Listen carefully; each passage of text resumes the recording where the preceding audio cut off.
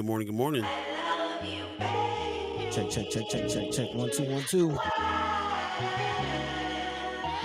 This thing going First Sky Omaha Radio. First Sky Omaha in the morning. in the morning. All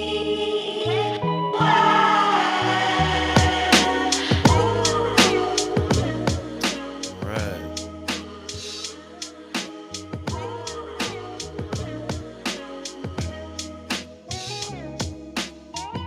Check 1 2 1 2.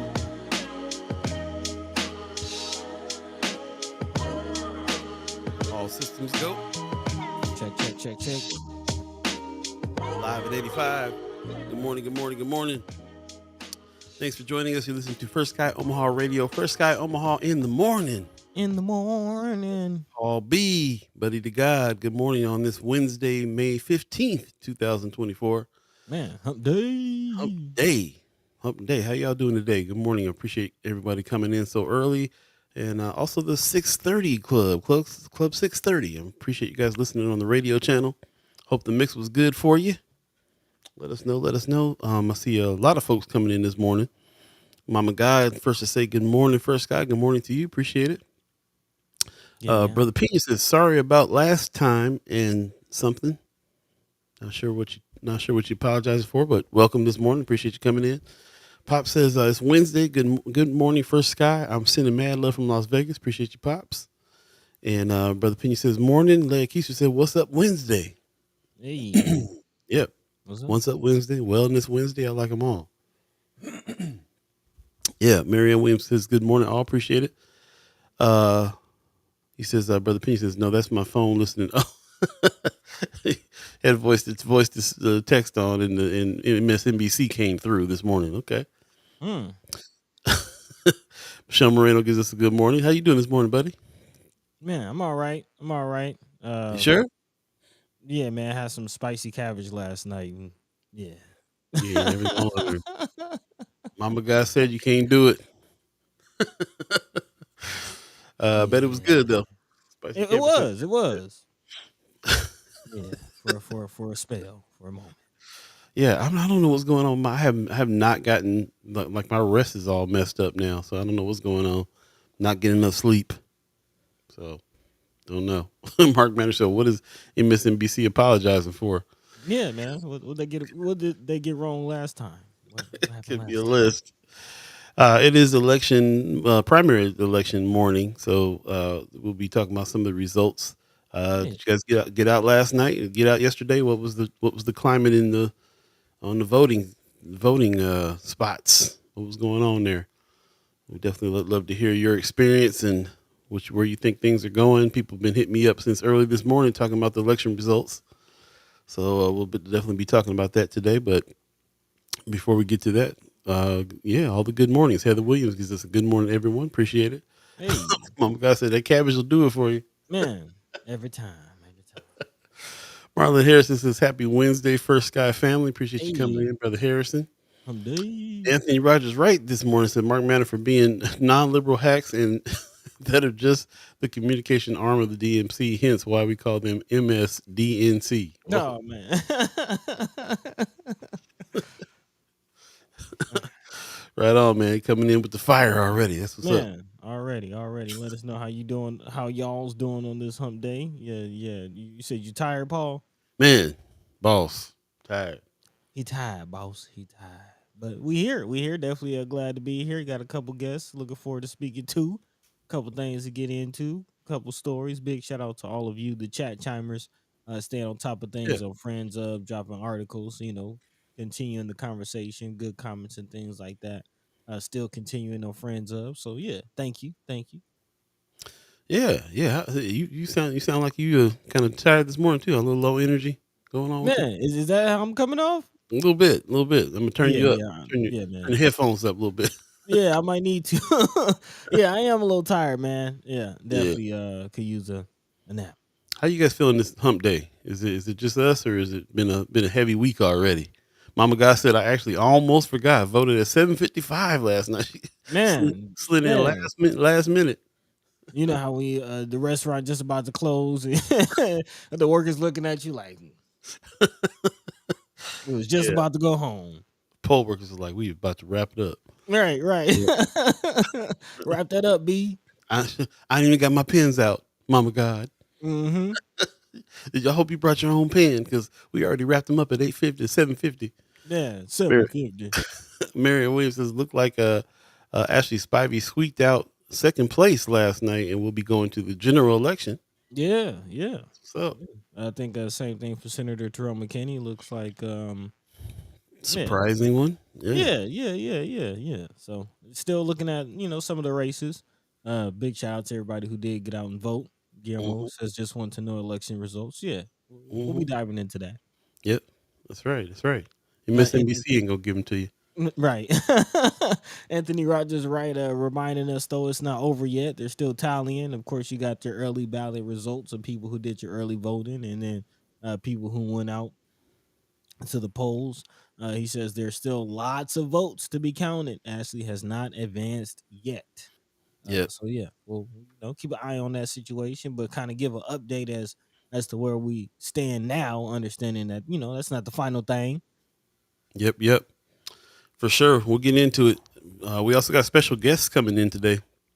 Excuse me. We have Alajia coming in. That's going to be talking to us about Juneteenth Joy Fest. I think it's going to be the show of the summer. Man, Myself. So we are really looking forward to speaking with all the stuff she's been doing. This is her third Joy Fest, and you've just been watching it build over time. She's been bringing some major artists out from out of town into Omaha and exposing Omaha to some of the talent, including Terrace Martin is going to be here this time.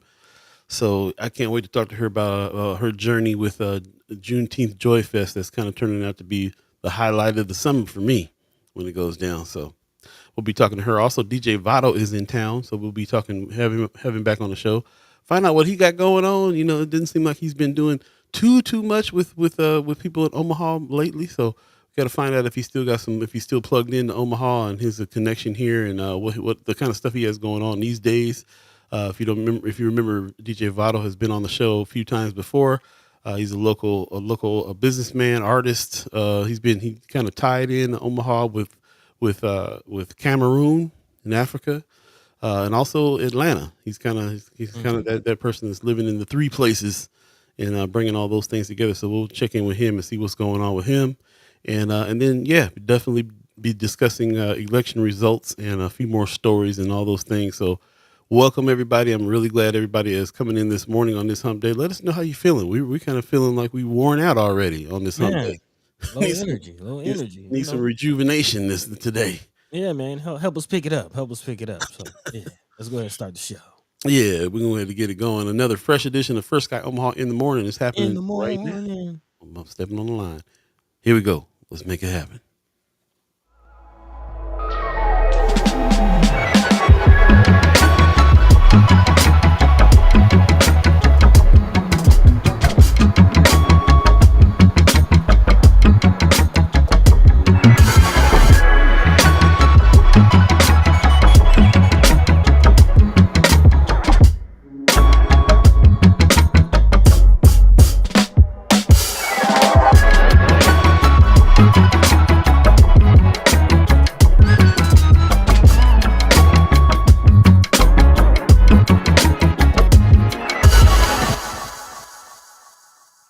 Welcome back. Welcome back once again. First Guy Omaha in the morning. In the morning. Wednesday, May 15th, 2024. I am Paul B.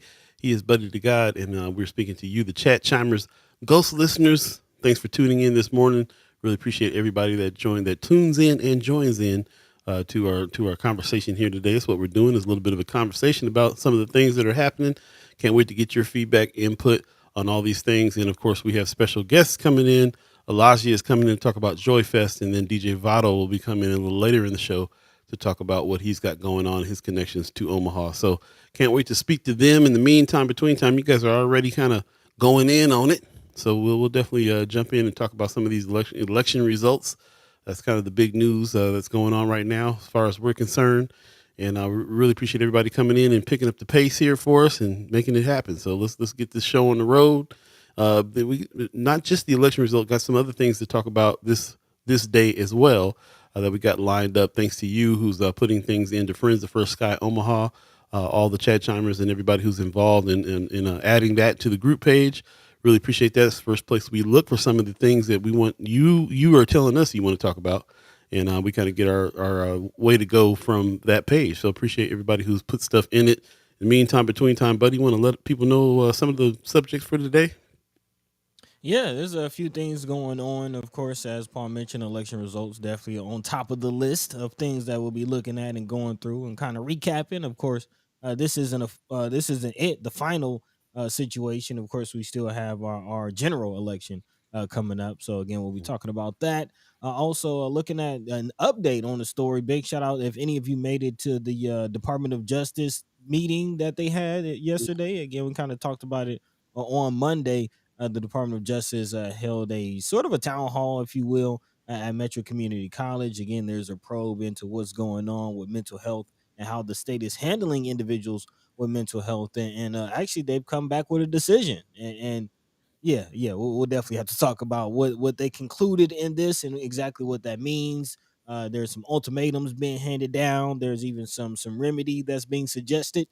So yeah, we'll definitely be talking about that. Also, continuing with the OHA situation, Channel 3 has released another article diving into the OHA situation. Again, we've been watching very, very closely as far as the deplorable conditions that's people have to live with in the towers, not just Underwood Tower, but we're finding out really all the towers and even the scatter sites under OHA all have issues. And now Douglas County Health Department is chiming up on the situation. Finally, yeah, finally, people can't say they don't know.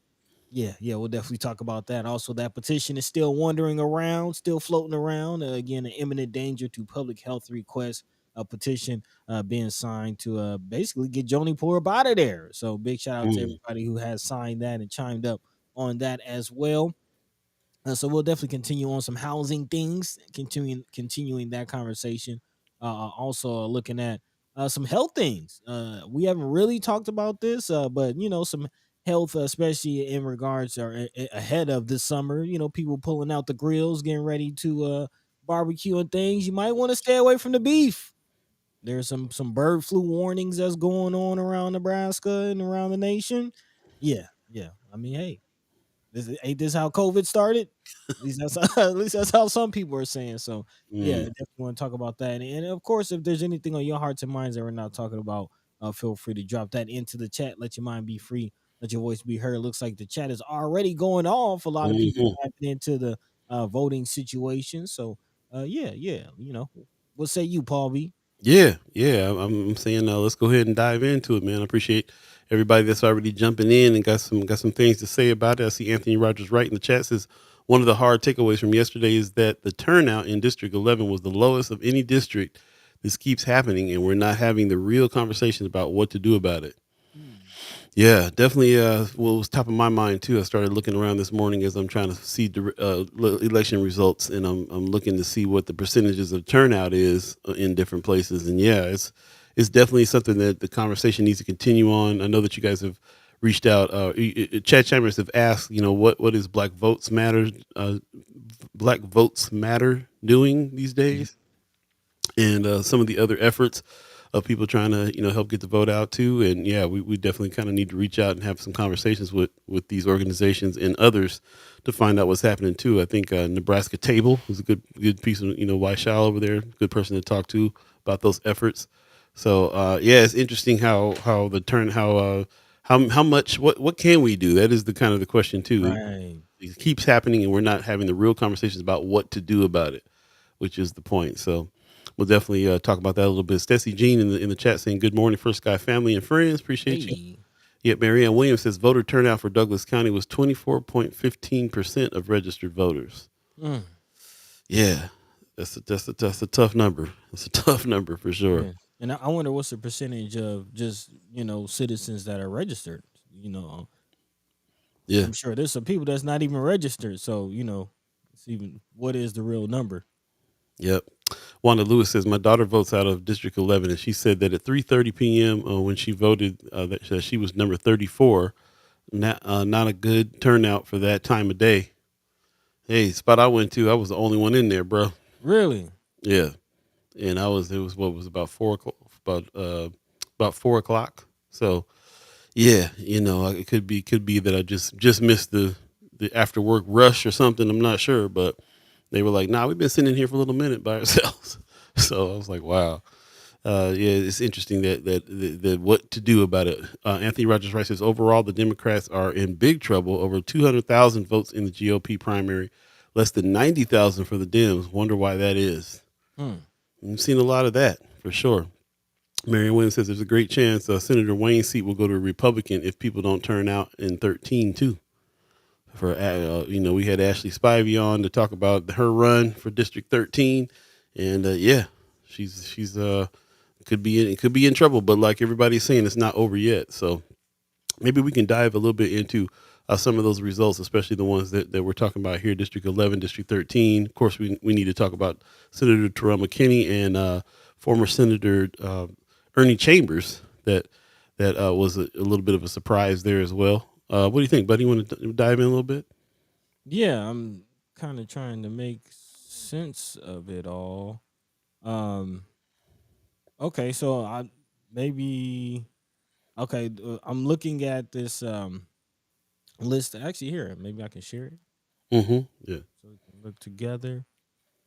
One second, y'all. Because I'm looking at the Senate race with Senator Pete Ricketts. Looks like Mm. did Brother Preston Love Jr. not make it at all, or I'm not seeing his No, he's name. yeah, he's 100. He's the Democratic. So now when it goes to general, then it's going to be probably Ricketts and Okay, okay, okay. Are we seeing okay, this? yeah, we can see it. Okay. Okay, so this So is yeah, this again, is this is what I was looking at, mm-hmm. and again, this is so based on what you're saying, this looks like the Republican side of things. Which, to your point, yes, Pete Ricketts will be coming out as you see. Got the overwhelming amount of votes. I mean, not surprising. Right. Let's see, Deb Fisher got the Republican. Mm-hmm. Of Yep. course, Joe Biden, Donald Trump. Yeah, they look like they're winning by a landslide there. Yeah, yeah. I mean, it's pretty. Mike Flood will be going against Senator Carol Blood, Beryl Mhm. Blood, as we like to call her around here. Right, right.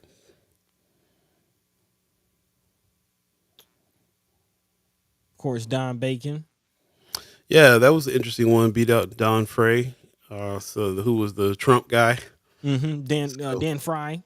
yeah, sorry. Yeah, there you go, Dan Fry. Yep, Trump guy, and that was an interesting race there. Even though I don't know, I kind of thought that's what would happen, Yeah. but we'll see.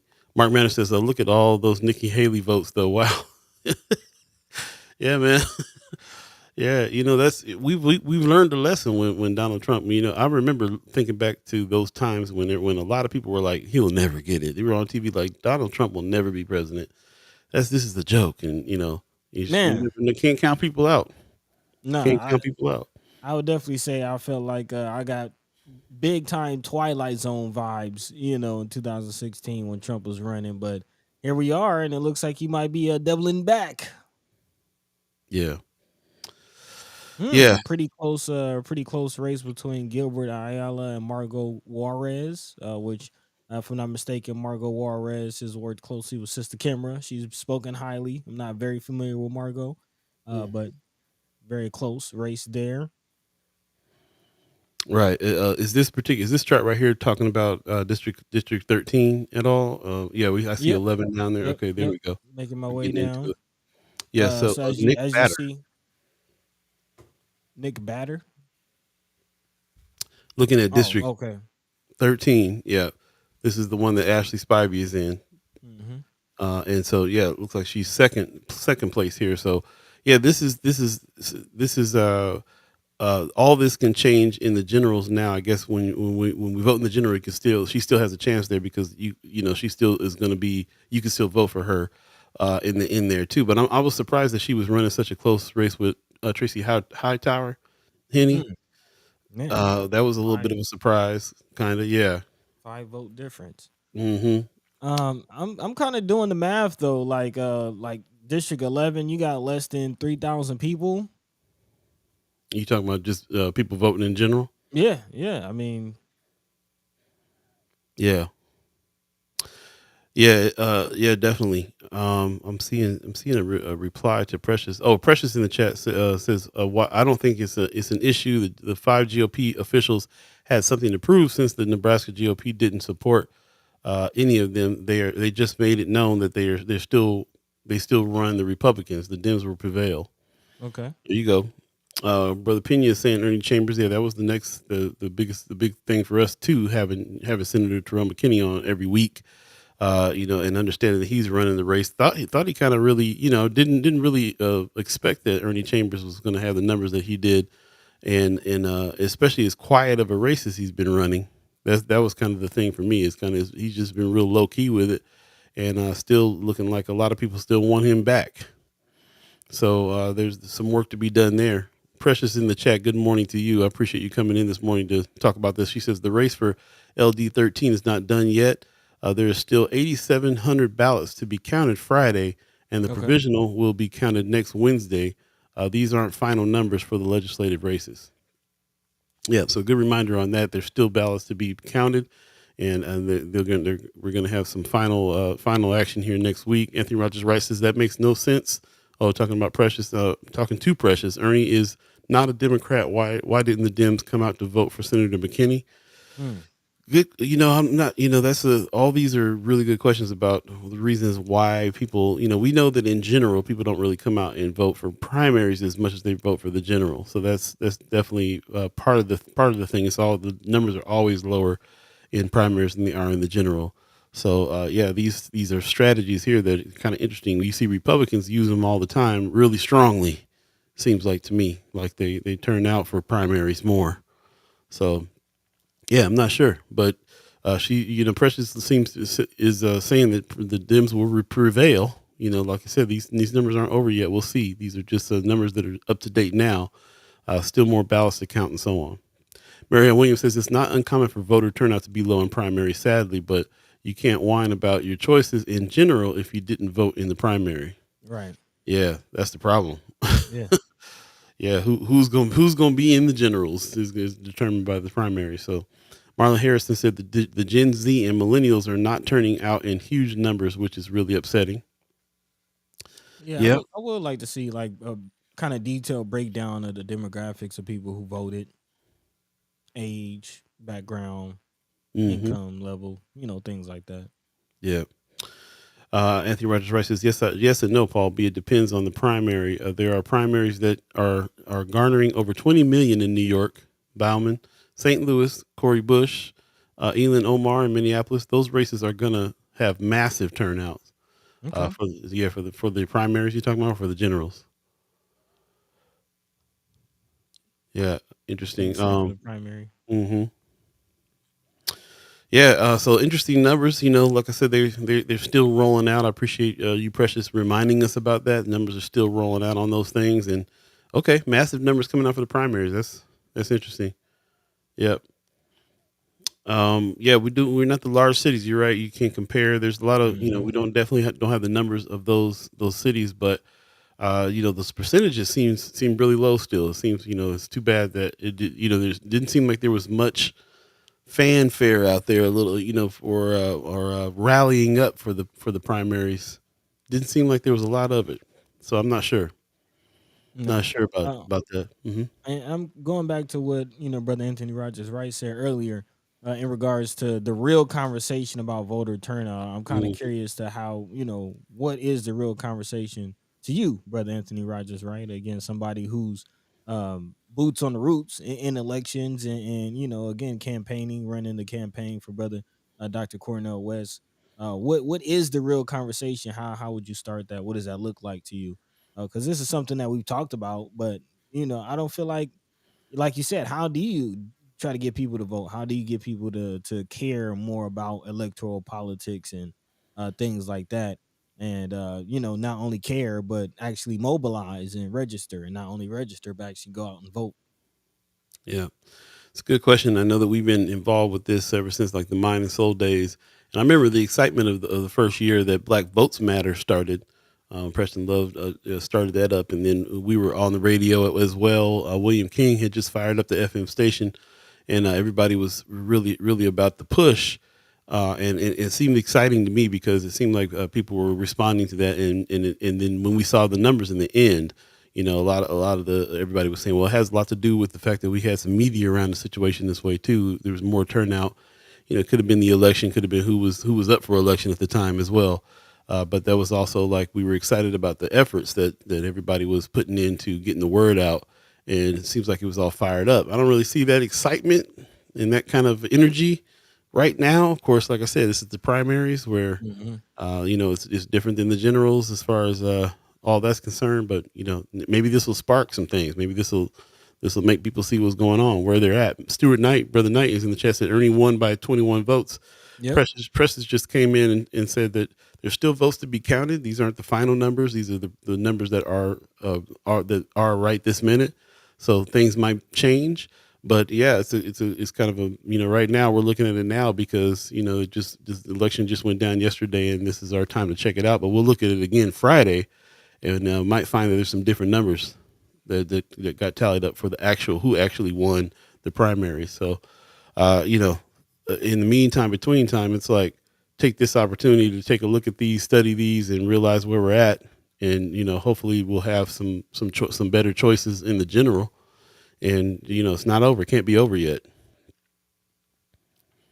So yeah, appreciate that. Anthony Rogers Wright says the coalition that got Biden elected are not inspired. He's broken all of his promises and is now facilitating genocide in Gaza.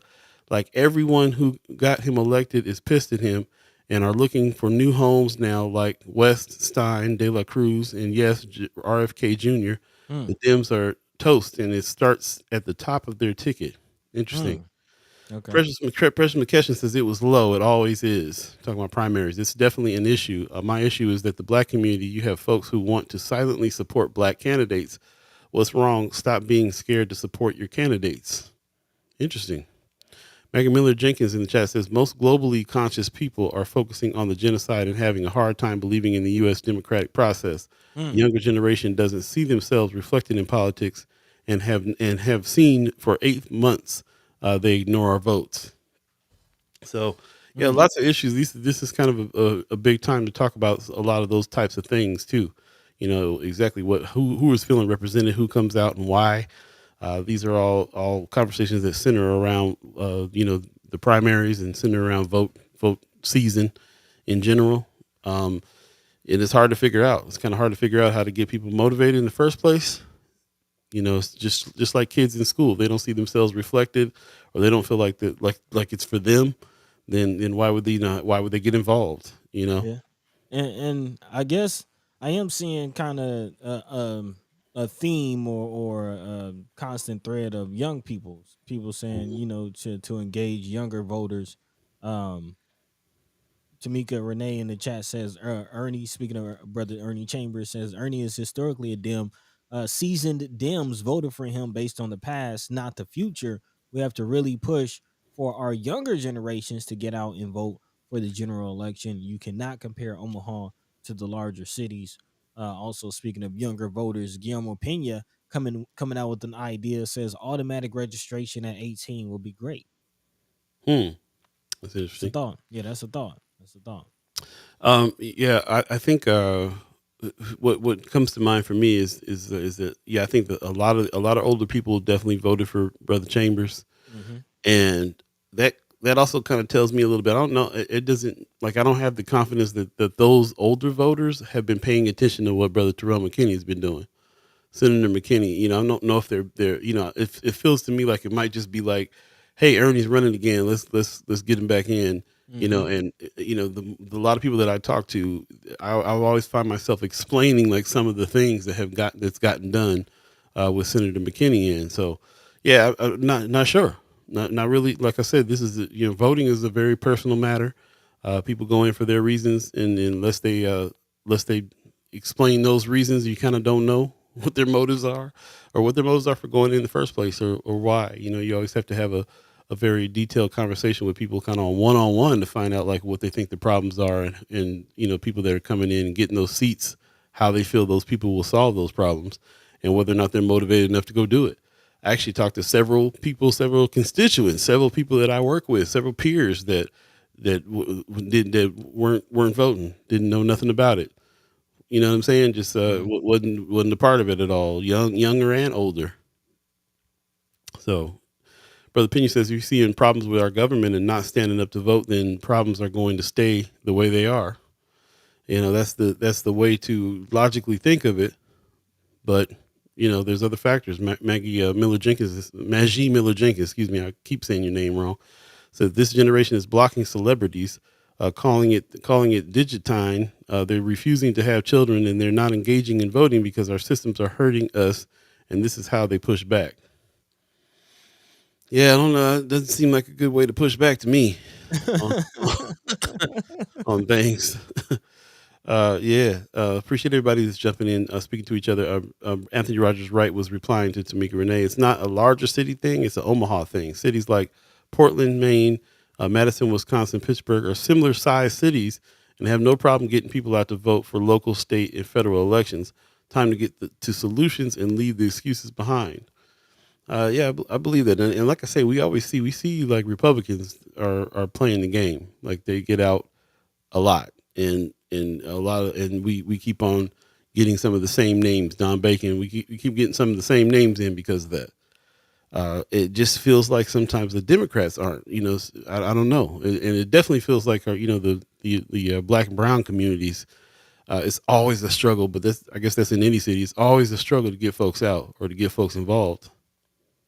So yeah, not sure what to say on that one, but we'll keep an eye on those numbers. Yep. I appreciate Precious reminding us about that. These are not final numbers here. We'll definitely be talking about it again on Friday, so we can see what the numbers are at that point. And it's kind of giving you a clear picture of who, if you got somebody in mind that you want to get in there and they're struggling or they're behind, we'll see. And also I'm thinking about some of those races where like Brother Preston Love, he's got 100% of the vote because I don't know if there's any other Democrat running for that seat. Pete Ricketts is looking, his percentages are a little lower because there was a couple other people in those races with him on the Republican side. What's going to happen in the general is that Ricketts will run against Preston Love, and so you if what's going to happen with that? How many votes can he really get? He'll be actually running up against him in a head to head race. So Hmm. what is that going to mean? So there's still that part of it as well. He might win the primaries and then be in the general election up against them. But then if people still don't turn out, then how does that work? Yeah. So But what we have, trying to think how many months we got, 4 or 5 months until the general elections in mhm, November, right? I think so. November, yep. Marion Williams says, I feel like our society puts way too much emphasis on presidential and congressional elections and ignore the state and local races that have been taking our rights away during Biden administration. That's a general feeling of reason why we kind of hyper local focus on local politics, especially, and try to Mm. bring people on that can get to know, so that you can make those kinds of decisions. Because yeah, that's my impression too. People are still really about the presidential race, but are not knowing about how things are, laws and things are being changed, and people are voting on things like all the time that have to do with us directly, which is Yeah. why you should get into local politics. So that's still a tough one. Yeah. I mean, I guess for me, I am trying to figure out what is the problem. Is it just voter apathy, just voters not really being, or citizens not really being um just impressed or excited about the system in general? Is it, people looking at the presidential race and not really looking at local races and kind of just not really being happy about the presidential choices, so they're not voting at all? Um, what you know is it? and then when Why? you say people though, what is it with young people, what is it with the older people, what is it with different demographics, what you know what I'm saying, Mm, mm-hmm, what mm-hmm. is it with people with the primaries, what is it with people with the generals? I mean, we can get into many different reasons. Marion Williams says if people don't feel like their vote matters, I guess that's the ultimate reason for all the groups, then they won't vote. If they feel the candidate choices don't represent them, they don't vote. It's when it boils down to maybe that is the only real issue. Are people feeling represented? How many commercials did y'all see for voting? How many radio ads? Anything on Facebook? How engaged are people trying to the general public. So, good question. I've Yeah. seen more talk about Kendrick and Drake than I've seen about any election. Oh man, Yeah. I'll say that. I'll say that. yeah. Kendrick won the primaries Pretty much. and the general. Pretty much. Anthony Rogers writes says voter apathy is absolutely correct. Same candidates all the time. The Kavanaughs are the Diet Cola version of the Kennedys in Omaha. Man. Vargas is weak and not inspiring. Biden has let people down. Stop voting, shaming people, and maybe try inspiring them instead. Yeah, I could say that's kind of what is worked more. Like being inspired by meeting Dr. Cornel West and kind of hearing his message that was inspiring. Totally, Yeah, those types of things. It's just goes boils down to people are tired of voting for the lesser of two evils. They want to vote for somebody instead of constantly voting against some other candidate. man. I had to go. I had to be in there writing in Dr. Cornel West's name on the thing. That's what it is, man. Brother Pena says people are not running. People are not involved in civics. This is a good comment here because this is kind of the reason why we're here. Mm-hmm. It's not involved in not involved in civics. It goes back to the 70s and 80s. They really tried to destroy black and brown communities, and they did a great job taking parents away. I think about my grandparents' generation, great grandparents' generation, when they of course they were around the time when they were getting the right to vote, and for a little while they were going all out, and then a lot of apathy and stuff set in. And yeah, there's this big. I didn't grow up in a generation that was paying any attention to civics. You had to that had to be a special uh, hobby of yours or something. Most families and most people, the whole civics lessons just started to fade away until the point where we were on here. As soon as we started what we were doing, that's what we were saying. It's kind of a civics lesson when we bring on the senators and they show us how the legislature works and so on and so forth. I've learned more with what's going on this past 3 years here than anywhere else. Mm-hmm. So that's definitely this voter apathy, lack of civics lessons and understanding how things work, understanding what local politicians are doing that affect your life right now. That's the biggest part for me. I care about that more than I care about the presidential election, to be honest. Like, Yeah. what laws, what stuff are they doing right now that's hindering me from doing something right now? But also, I think it does go back to the education. How, are we even being educated, of our duties as citizens? Right. Like, yeah, you have the right. Like, there's a difference between telling somebody, yeah, you can vote if you want, if you feel like it. You have the right to vote. Like, you can. That's an option rather versus like this is how the country works. Like this is your position in this whole grander scheme of things as a citizen, not just getting a job and paying taxes, which they barely even teach us how to do that. Mhm. But actually, like, you have duties in this thing, like you have responsibilities in this thing. This thing doesn't work unless you do X, Y, and Z, and hold people accountable, and this is the power that you have. That's a completely different conversation, and that's not a conversation or education or training that many of us get. Where Very true. it goes back to the John D. Rockefeller and the whole point of public school. It they're not intending to make self-reliant, well-informed thinking individuals and citizens. They want cogs in the wheel. They want people to work, and that's what they got. A bunch of workers. People will go to work. People will pay bills. People will pay taxes. People will, you know what I'm saying? They'll do that. But as far as making this society work, as far as the actual, real things that keeps the fabric of society together, that's not what we're trained or told to do. Yeah, it's very true. In the chat, Tony Johnson says local candidates seem to only be active when they run for office. A good candidate is one I know of before they run. Good point. Marion Williams says if legalizing marijuana for everyone, not just medicinal, turnout would be huge Yeah. if it was on the ballot. Only thing I saw on the ballot about it was that is as an independent you can choose the party, the Green Party, Mm. and that was on the ballot this time instead of just the Democratic Party. So I don't know how many people are behind that. Who's even have we even talked to anybody who's petitioning for legalizing in this state and who's running for that? I don't think so. Tony Johnson says little outreach from party and Democrat Black Caucus. Another problem. Anthony Rogers Wright says, yes, buddy. Remember when black people voted in 2008? It was not out of fear. They were inspired. That hasn't been the case since then. It's all rooted in fear now. Yeah, yeah. 2008 and again in 2012. And back to my point, that was young people.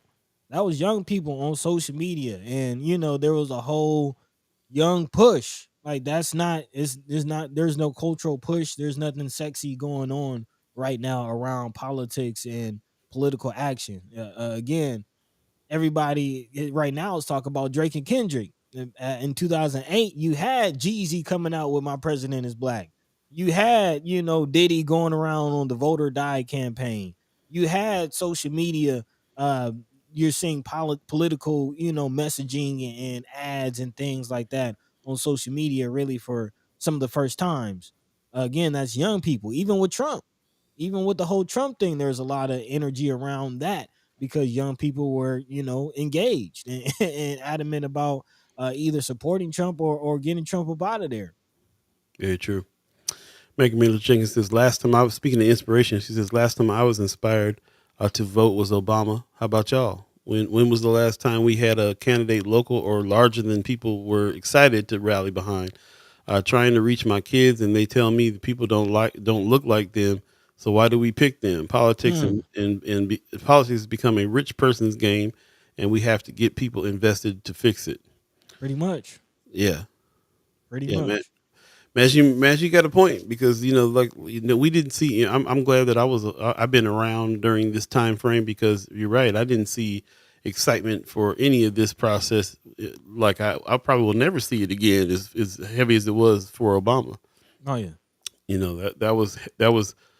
That was pure inspiration. Tony Johnson says some of those talking about voting actually turn you off because of how they talk to you. Not a good representative of the candidate or party. Man, it's not even really talking to you. It's a lot of talking at you. Yep. Brother Pena says even with the Nebraska Democrat Party, young Democrats, there's a lot of animosity between urban and rural, and there's such animosity between minorities and non-minorities. So that with you, even in the party, that's a problem. Rome's reviews in the chat said possibly sponsor a neighborhood restaurant, and they could give a free appetizer, a side, or proof of voting. With the turnout that happened, could be an empty promise sponsor. Got to be careful with that kind of stuff. You can't be looking like you paying for votes, Yeah. and they'll be trying to jump on that. Tamika Renee in the chat says we have to gauge young people at their level and educate them. Primary elections have always had a low turnout. Only 35% were expected to vote. Hmm. It's really only being noticed now because we are just now paying attention. Our community has to become more civically engaged and accept it as a responsibility that goes beyond just voting. Yep. Again, goes to my my whole point of like how are we really taught civics? Is it an option, Yep. or is it a duty? There you go. Precious in the chat says, I had to come back real quick. All this complaining and negativity towards the election. Let me ask this. How many people in the chat knocked doors for Preston, Terrell, or Ashley? How many used their social media to promote Terrell or Ashley? How many people donated to these campaigns? Because yesterday I only saw Ashley and Terrell on the corner waving signs alone. Hmm. Good point. Yeah. How many people are actually involved in this process and pushing for those candidates that we really want, and putting in work on that. Marlon Harrison says, "Didn't Schoolhouse Rock teach us about bills and politics? Did we miss that day in school?" Again, it's a difference. It's a difference between telling people what a bill is and having fancy songs and actually hammering home like this is what it means to be a citizen. This Yeah. is what this actually is. Right. Precious says many complaints, but I didn't see anyone. I literally made a post hiring folks to canvas for Terrell. I had 8 positions open and only 3 people came, 2 high schoolers and 1 adult. Hmm. I wish I would have known that you had positions open. I would have definitely promoted it more here on the show, but this is the first I heard about it. I probably missed that. Apologize. But yeah, that's interesting that there's even positions open to help with Canvas. And I hope since we got the generals coming up in a few months again on this, then hopefully there'll be we can put that out there a little bit more, opportunities for people to help if they can. Most Yeah. definitely. Von Chapman in the chat says if black folk can't see that their vote matters for them locally and personally, voter apathy and voter turnout will continue to be abysmal. I definitely agree with that. Anthony Rogers right in the chat is talking to Precious, saying people are not in a position to give their label for free. Precious, even if they believe in the candidates, you know better than anyone that impacts of Biden inflation, energy prices, food, all more expensive. As socialists, we don't ask people to give free labor. Yeah, Mhm. I mean, she's talking about paid positions though. So Yeah, it yeah, that's don't what. sound free to me. Yeah, paid positions, and I wonder how. I think Ashley Spivey even said she's paying like $25 an hour for people to come out Yeah. and knock doors. But again, yeah, how many people are stepping up? Yeah, yeah, hmm Appreciate everybody in the chat. I'm not going to get to everybody, the whole yeah. chat. Chat's Chat's going kind of on. going off for sure. But thanks for everybody's comments. If you missed any parts of the show, you can go back and watch it on Facebook and YouTube, and definitely check out the chats on both platforms. Anthony Rogers Wright pretty much puts his comments on both platforms, so he's got to go back to his. He put it in twice on you in a Hey, y'all minute. gonna get this work. That's really real. Appreciate everybody that's joined in. We have a special guest that's coming up here, and we're going to go ahead and let the special guest in now. So we're shifting gears. We'll continue to speak on this subject because this election is like Precious is reminding us. These numbers are not done yet. There's still votes being counted, and so we'll pick this up on Friday when we have a little bit more information on some of those things as well. So yes, so without further ado, let's go ahead and switch gears here a little bit, ladies and gentlemen. We have Miss Alajia in the chat. Good morning. Good morning. Good morning. Can you How hear are me? you? We can hear you loud and clear. Yeah, Oh, loud and clear. I'm Hey, doing Lala, great. what's How are up? you? Doing Say again. good. I'm doing great. How are you? Oh, good, good. We're tired this morning. We kind of Yeah, dragging. It's yeah, kind a of little bit. the hump day is. I don't know what's going on, but I guess the week has been heavy so far because we're all feeling a little bit like, whew, man. It's only Wednesday. It ain't Friday yet. I feel that one for sure. Yeah, Yeah, you making it through you the look week. like you up bright and early this morning and with energy and excitement. How you feeling? I'm feeling good. I think right now we're officially 30 days from Juneteenth Joy Fest, so I think I had to have a moment this morning of just like centering and be like, there's obstacles. We're pushing forward and we're getting closer. So I think that's maybe what you see this morning. At first, I woke up a little bit in a frenzy, but got myself together. I heard that. All right, We can beautiful. learn from you. Yeah, Yeah. yeah, yeah. Always keeping it centered. Man, it's been a little while, so good seeing you. Good talking to you, Lala. For those who don't know, again, Alajia is an artist, organizer, and of course, we're here to talk about Juneteenth Joy Fest. But again, I'm just kind of curious. You've been busy. You've been busy. What have you been up to? How are things going? And yeah, how are how's things going so far for the Joy Fest? Things are going wonderful. Yeah, kind of always staying busy, trying to learn to, take rest and have rest as much as possible. But Yeah. right now, we're really just pushing through getting some of the final details together. Um, this year has been good. It's been a lot about like, how do you build this event, this festival as a true entity that operates on its own and that has like Hmm. enough staff and enough resources. So I think that's been really heavy on my mind while planning this year is like, how can I make this process easier and more holistic and more supportive of myself and the community that's doing it? So that's kind of been at the forefront of the planning. Very And cool. for those who aren't familiar, again, this is what the third year that you're doing Juneteenth Joy Yes, it's the Fest. third year. I technically four. I had a smaller event in my backyard as the start, but I Okay, guess I don't count that one as a festival. So it's the third okay. year, but like 4 years running. But you've been growing. I know last year you had Rex Life Raj, which was dope. He's a Mhm, dope artist. This year you got legendary Terrence Martin. mhm. But what is kind of some of the other things people can expect, and what is the idea of Juneteenth Joy Fest? Like, what's why put together this festival? Yeah, let me get one of these flyers. I'm sorry, it was supposed to be more Yeah, prepared. yeah. Um, Why she do that? Peeping the photography in the back. I think that's at the Fabric Lab. Looking at Well, yeah, it. okay. I'm here at the Fabric Lab. Some of those pictures are by Abiola, and then I think all most of those are by Abiola. Man. And So I think maybe David Manny has some pictures out here and Thomas Curry, but Hopefully, I got those right. Yeah. So this might be backwards, but Juneteenth Joy Fest. Nice. Um. Here So we can yeah. we'll put it up over here too. Okay. So it's a Black Arts and Cultural Festival. There we go. Black Arts and Cultural Festival every year on 24th Street. Like Buddy said, that we have Terrace Martin, and people can expect just a day filled of joy and community.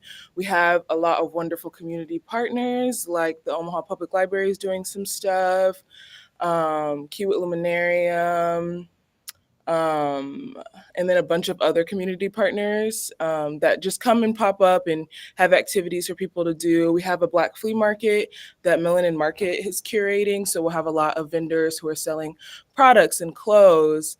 And we have food by Juju's Vegan and Haven Express. They do our food every year, Nice. and we will have like a Black vegan ice cream shop called Nice. Give Me the Scoop this year. So there just be a lot of activities.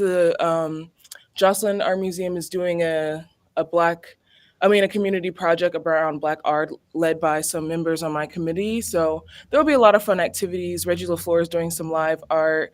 We got some stage design, doing similar like crochet tree bombing that we did Hmm. last year. I don't know if anyone saw that, but it's a thing. Yeah. So we just try to bring together music, poetry, performances, and art, and just have a day where people can come and enjoy 24th Street and be around Black folks and yeah, just be around the community that they love. And Yeah. then, Yeah. and you also asked about how this came to be. Hmm. Yeah. Yeah, so I've always wanted to do a music festival and have like I've always just been really into concerts growing up. That's kind of the thing that I was doing all the time.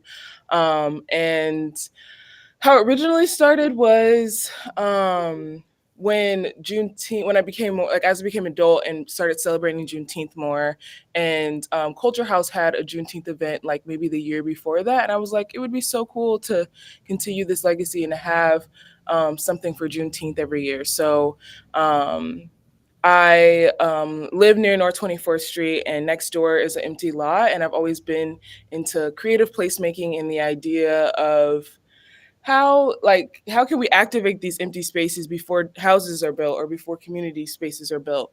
And Hmm. so I was just like, there's this space that just I just feel the energy that it wants. It used to be a house here, there used to be people moving in and out, and now it's just like this empty grass monoculture lot.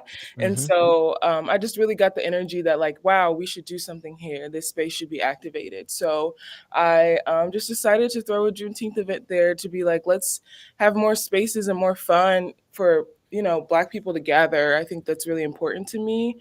And so I decided to just put something together to the best of my ability and make it happen. And like I said, I've always been into music and wanted to do festivals. And then I don't know, really like around that time, Issa Rae on Insecure had her music festival, her block Yeah. party. And I Block just Mm-hmm. party. remember watching that episode and like pausing so many times because I was so excited and was like, I want to, this is literally what I want to do. This is always what I wanted to do.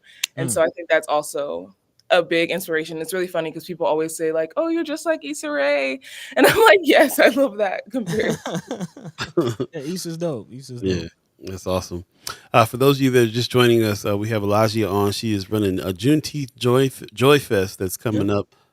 What's the date on that again? I'm sorry. Saturday, June 15th, starting at noon, right after the annual parade on 24th Street.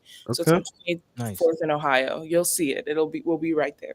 sweet. There So, you if go. anybody has any questions about that, is there tickets involved for this? Your tickets went on sale just recently, right? Yeah, so you can go on our website and get reserve your spot at juneteenthjoyfest.com. Hmm. Our festival is free. We do accept donations, and it is meant to be free for or it is designed to be free for surrounding residents and people of the African diaspora to support Juneteenth. So we just ask that people take that in consideration when booking their ticket by maybe donating if you don't fit in that criteria. There you go. Okay. And Yeah. then you're gonna have vendors and stuff there too. I see another flyer here that has 15 vendor spots available. Yes. So you're doing the Black Flea Market. Is this gonna be on the day of Joy Fest? Yeah, Yes, yes. So we're having a close to 20 vendors now. So sweet. Okay.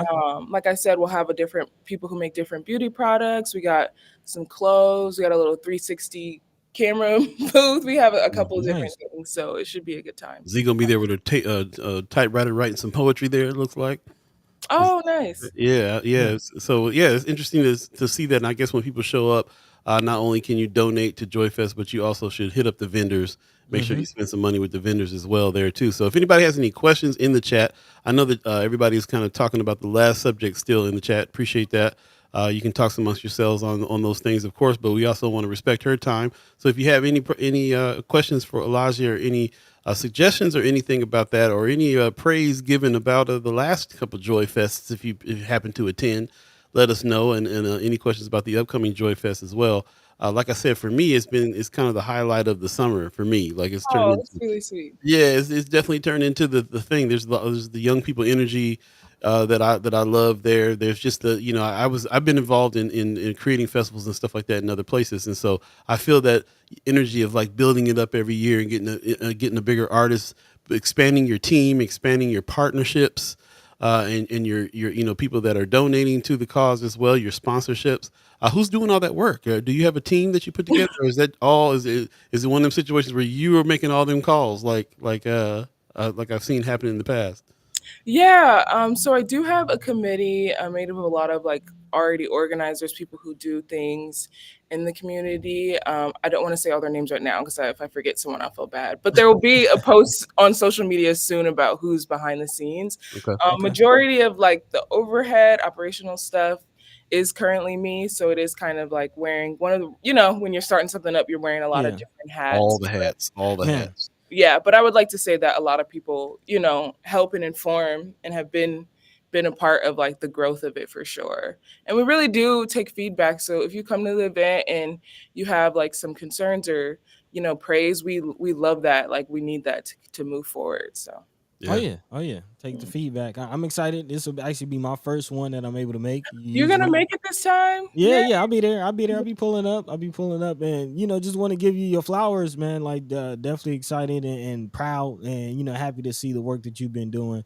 Not just with the Joy Fest, but activations as a luminarium, and just the work that you're doing, especially thinking back to times me and Cam, your cousin Cam was doing some work and making things happen and throwing events, and really feels like you kind of carried that mantle and took it even to the next level. So definitely excited to pull up to Juneteenth Joy Fest and really looking forward to experiencing the joy, if you will. Yes. But I kind of mentioned the Luminarium. I'm really curious just what I guess what would you consider yourself? Like, what do you call yourself? Are you an organizer? Are you just an artist? You've been doing a lot of work around town as far as activations, events, experiences. How would you characterize that? Right. So I like to call myself a multidisciplinary artist and events curator. And so, I mean, the art comes out through events, but I just like to kind of pay homage to who I was before I started doing all these events. And that was Hmm. just an artist at heart. Like Yep. creativity, I think, runs in me, runs in my family. It's how I see the world. So I try to do it and bring it out and all the things. But specifically at the Luminarium, I'm a program coordinator. So I do a lot of their public programs around their adult nights, which is like every Thursday. We have like DJs and talks and workshops around many different STEAM subjects. And then also like similar family programming on the weekend. So that's what I do there.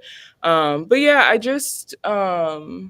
I love visual art. That's kind of what I started out in, but I also love performing arts. And I just feel like, like when I was growing up as like a young artist, there were a lot of things around to do, and it just kind of seems like it slowly dwindled down as people moved away or people had other opportunities. And so I just wanted to continue to do that. Like I think I started off when the study existed on 24th Street Mhm. doing really small events. Like we had like a 2 Chains party where Yep. Yep. um Eric or Get Jiki with it Hmm. did like mostly Two Chains music, and we had like a funk party and some little art shows and art openings.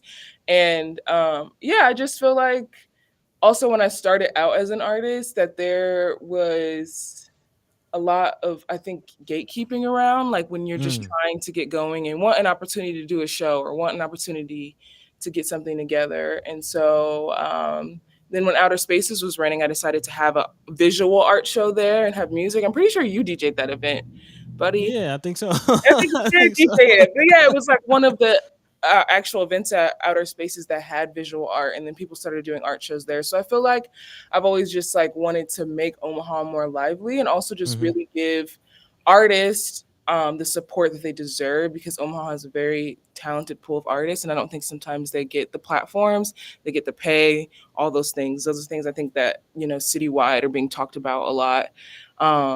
But then also in general, like I think there is really important for like Black people and people of color to have spaces to like celebrate their culture and just be themselves and to show up who they are authentically. And Mhm. just, you know, I think living in Omaha can be really nuanced, and I love it because I'm still here, but also like you just deal with so many different things, whether it's like just like the classism or the racism or all the different types of experiences you have. And so I just always wanted to be like, you know what, these people can't tell me I can't do these things. So I'm just going to Right. do it, you know, like I'm just going to push through. So I think that's where a lot of it comes from. And also just like traveling around and visiting other cities and seeing how so much access to art and arts and culture events there is on a daily basis. Like Mhm. you could pull up to a grocery store parking lot and they shut it down and having a party, or you know what I mean, Yeah. just like Yeah. things like that on an everyday basis. And I'm just like, Omaha deserves that type of energy and activation for people to go out and just have fun. Yeah. I love Big that time. I love you saying that, because that we always, that's kind of our philosophy over here too. You gotta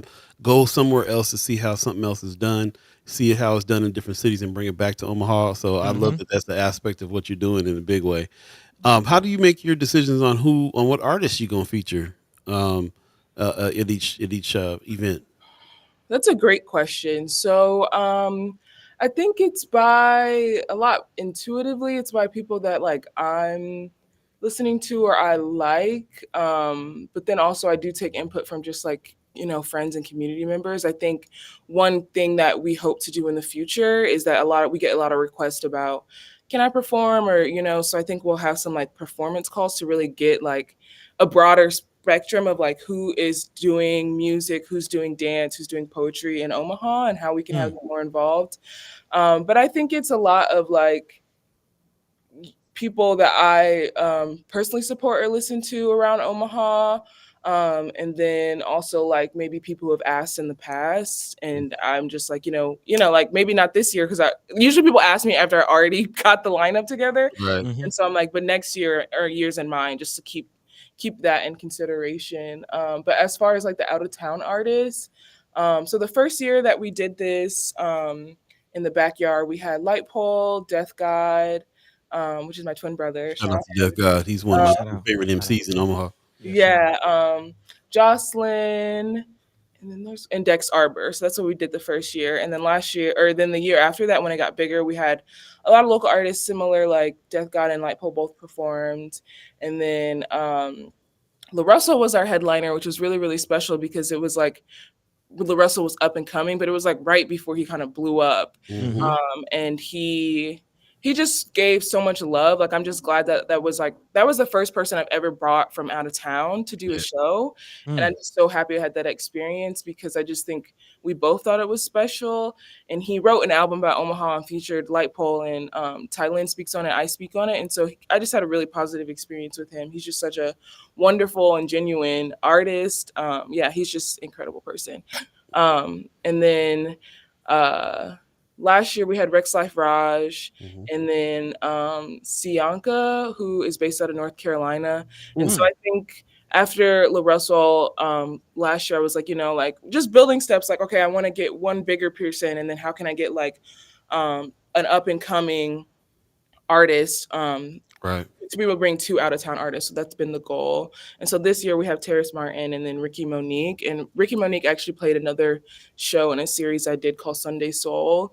And she's just like a wonderful MC from Minneapolis. She does a lot around like community organizing and arts and culture up there. And she's just like a gorgeous person, like inside Mm-hmm. and out. Like inside and out, her energy is just really wonderful, and I think that she'll do a real amazing job. So I think that those are all like the inspirations. And obviously Terrace Martin was because doing this work on 24th Street, and I've been involved in this area for 8 years. I grew up in North Omaha, up on 40th in Miami. And so I just love North Omaha. I just want to be here, and I just want to see it grow. And just so thinking about like the legacy of this space, because it's constantly changing, and just all that used to be here, and the like thriving jazz and arts culture here, it just felt Mm-hmm. like Terrace Martin was a perfect fit, especially like with around the idea of legacy. And his father, Curly Martin, who passed away but was a North Omaha legend jazz drummer. So Yep. I just thought he would be a good fit to maybe honor his father, and just he's so talented, and just Yeah. what I mean, like he's making way has been making waves in the music scene for like a diverse group of artists for a really long time. So it's just like it just felt right. Mhm. And also I've seen him play at a show that you put together, Paul. I've seen him play in New York before. And I just wanted to bring like I love hip hop, and we've had a heavy hip hop influence on Juneteenth, but I'm just like so into live instrumentation, and just that feeling is just what I mean, like I've been going to a lot of jazz shows, and like recently seeing like Robert Glasper and Yusef Days and all the and then recently saw Man. Kamasi, like all these jazz shows, and I just wanted to bring that energy back down here. So that was Love it. the inspiration Well, for it. you Man. know you right up that's right up our alley. You know us. We've been trying to push that and trying to make Omaha understand the legacy of jazz and music here, and the connection that we have with the LA artists, especially that are pushing jazz forward now, Mm-hmm. and that's why we did shows with him before. So I was so glad to see him on the ticket. And also just to let people know too, we had a legend that just passed away as well, Calvin Keys, Oh yes, just passed away, absolutely. who was and he was a legendary artist that got his start at the showcase and been playing the Deuce for years. And I got so much. I got Terrace Martin is already cuz to me. He's already my brother. So Mhm.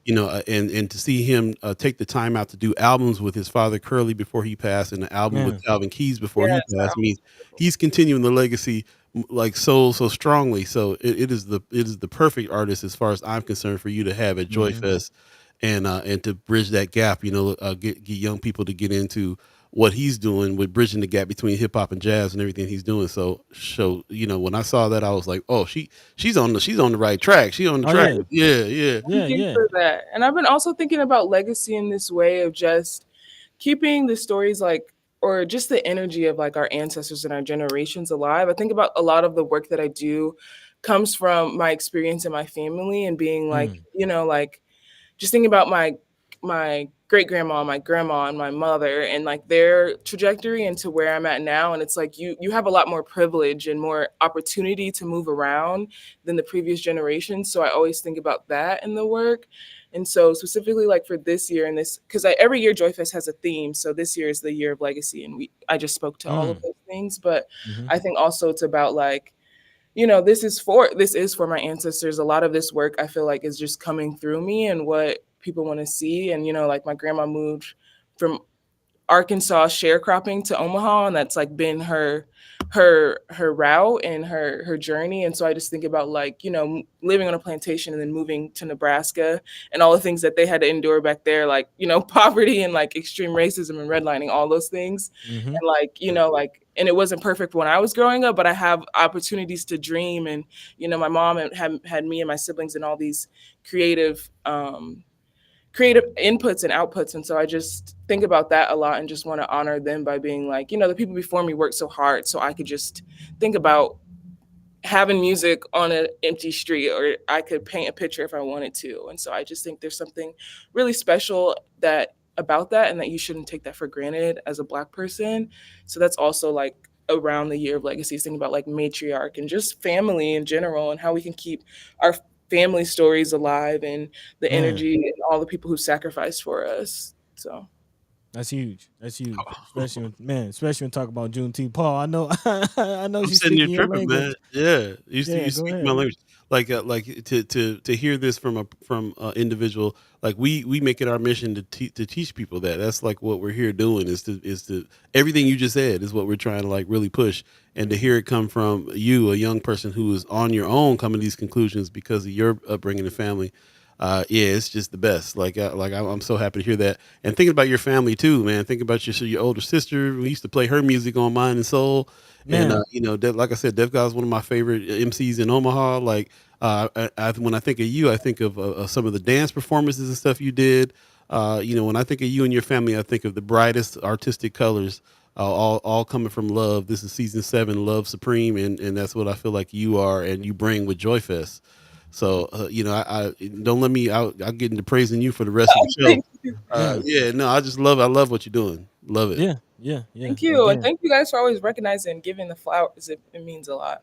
Oh yeah, oh yeah. We here to do that, and however else we can support, just let us know. We're definitely excited. We'll definitely be there front and center, checking out legendary Terrace Martin. I see you also got a few of our favorite DJs, DJ El Ness, Crab Rangucci on the Hey, ticket. Yeah, it's gonna be a good time. It's gonna be a good time. So y'all make sure y'all support, get your tickets. Some people actually in the chat giving you some love as well.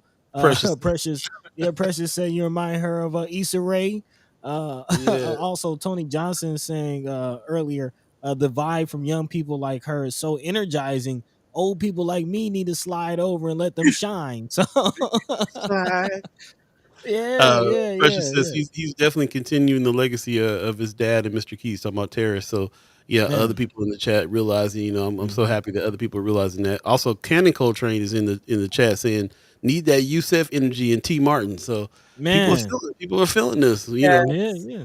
And I actually was gonna say it'd be a trip to hear Terrace Martin on the Deuce because it's not only does he recognize and work with artists from Omaha, but a lot of the music itself is dedicated to the Deuce and named after Right. the Deuce. And it's not it's one thing to make a song with his dad, but it's another to have the energy and kind of captivate what it feels like on the Deuce and put that on the track. So yeah, I'm definitely excited to see, just to experience that. It'll be a landmark moment.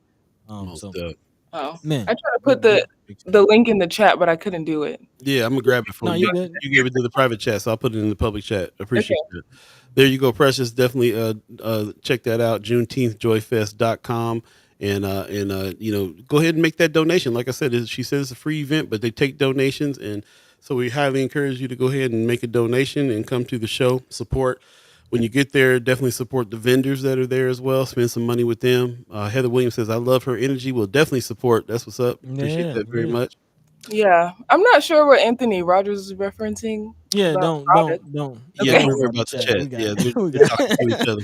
Yeah, they talking to each other. Some people Yeah. getting More into it. power to It's you. good. Yeah, that's Yeah, why I yeah, read the chat. That's why I read the chat out, so you don't have to worry about that. While you, Okay. yeah, because yeah. a lot of times they're talking amongst each other about other subjects, so that's what's Oh, happening. okay. Okay, cool. Yeah, Tamika Renee though says I had a great time at Joy Fest last year. We're definitely looking forward to it. So Yeah, getting man. some Yeah. good, getting some good things. Oh, Tony Johnson said no clue of any of the artists she mentioned, but down to support the energy. Yeah, So, so a lot of the people are local artists. We feature many local artists. So we have Jay Crumb, Parfait, Eddie North, Three Philosophies, a bunch of DJs, and we got some youth performances by AP's Legacy. So they're a dance ooh, studio on 72nd Street, a black oh, all Okay. dance studio. what? Aaron Gregory has worked there for a long time. Wow, And he's helping choreograph the piece that they're doing. And then we also have a younger cat. His name is Oakland. His parents do a lot around the arts in our community, but he plays the bass guitar, the drums, all different types of instruments. And so he's going to do a little set too. So, man. Nice, yeah. nice, nice. Shout out to Aaron Gregory. He's been doing a lot of work in the Yeah, community. shout out to Aaron. He got his Yeah, hip yeah, hop yeah. block party at Omaha Performing Arts tomorrow. I think it's at the Holland, I think outside. Okay, Okay, I okay. missed that. At Missed 6 that one. p.m. Sorry, Aaron. I tried my best to plug you. Yeah, actually, I reached out to Aaron. We'll have to have Aaron on soon. He's been doing a lot of work with OPA and some of the hip hop events and things that they've been doing. I know he's been instrumental and big with that as well. So man, it's just beautiful to see a lot of quote unquote black faces in these spaces. getting some activation and getting some things going. So I'm excited. I'm excited to see the work that you all will continue to do. So yeah, big shout out to everybody that you have. And Tony, man, if you don't know about Terrace or or Yusef Days, do yourself a favor, check them out. Check them out. Yeah, Absolutely. It's one of my favorite artists. carrying the new jazz. We only got about a minute left with you. Before we get out of here, though, I want to give you a little time. You're also promoting for Omaha Performing Arts a little bit too. You were telling me about Yes. that, right? Yeah, Man, so right now we have a collaborative giveaway with Omaha Performing Out. Shout out to them. They are great partners. But we're giving away 2 pairs of tickets to Samara Joy. And so that's happening on Wednesday, June 12th at the Holland Performing Arts Center. So just a couple days before Juneteenth. It's such a wonderful time for Black excellence in music in Omaha. word. But yeah, you can go to our Instagram at Juneteenth Joy Fest or our Facebook page, Juneteenth Joy Fest, and you can see all the rules and the giveaway. It's a lot. I don't want to read all of them because of time, but it's just really simple, like and follow, comment, the typical giveaway rules. But it's open for 2 weeks, so you have time, and then we'll do an announcement on our social media stories about that. Okay. Man, that's huge. I'm just now finding out about this. I might have to cop some tickets to that. I'll be in town.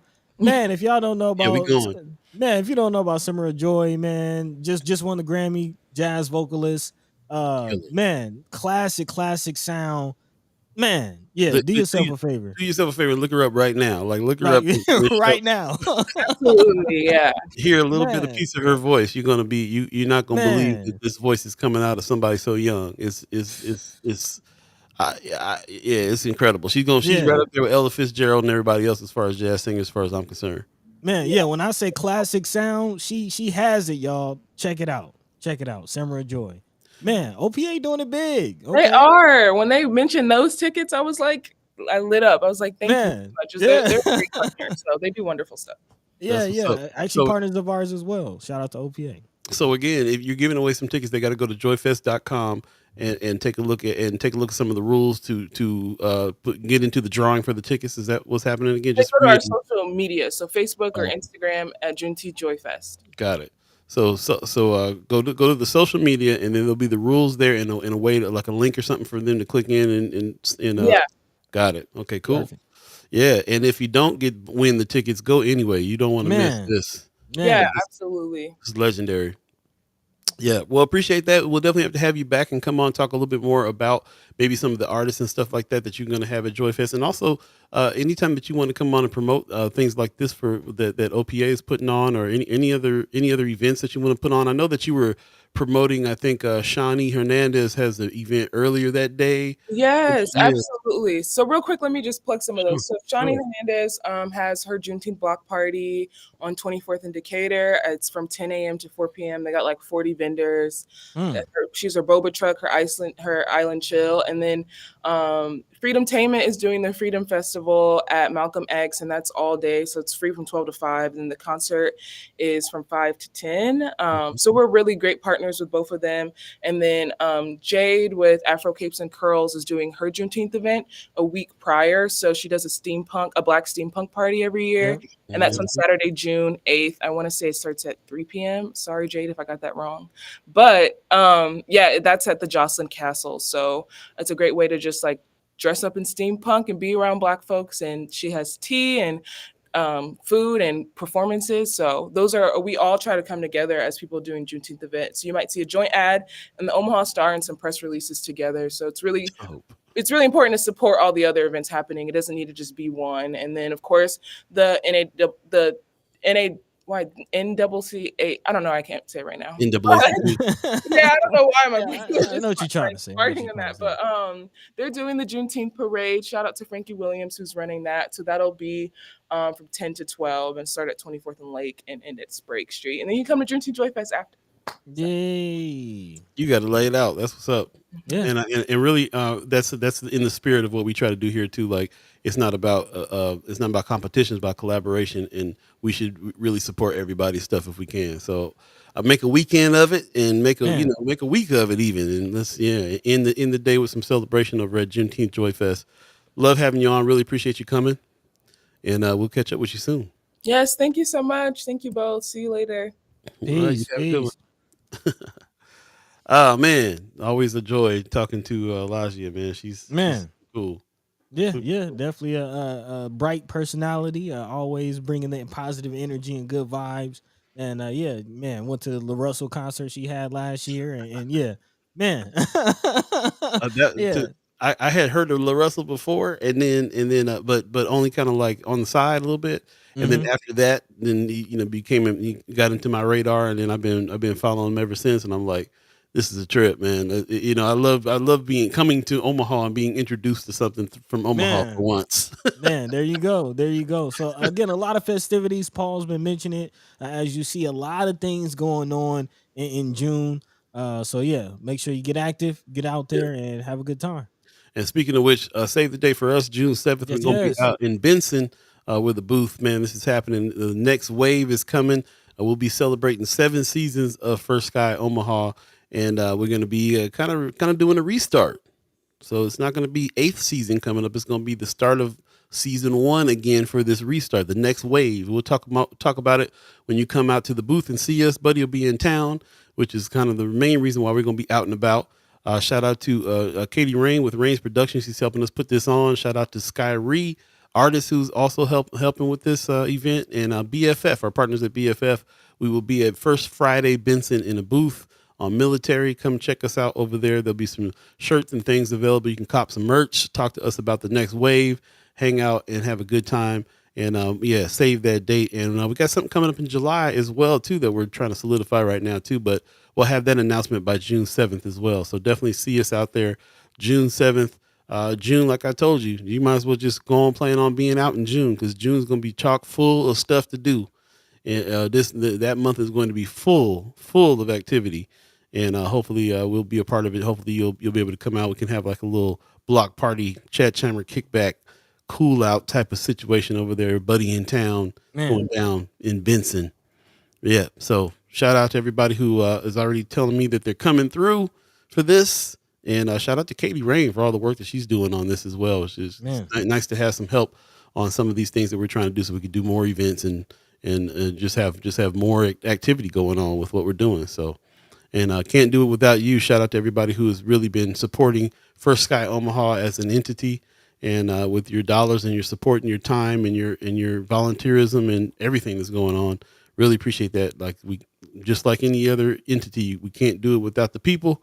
So we're happy that you guys are loving what we're doing, and we're gonna keep on doing the best we can.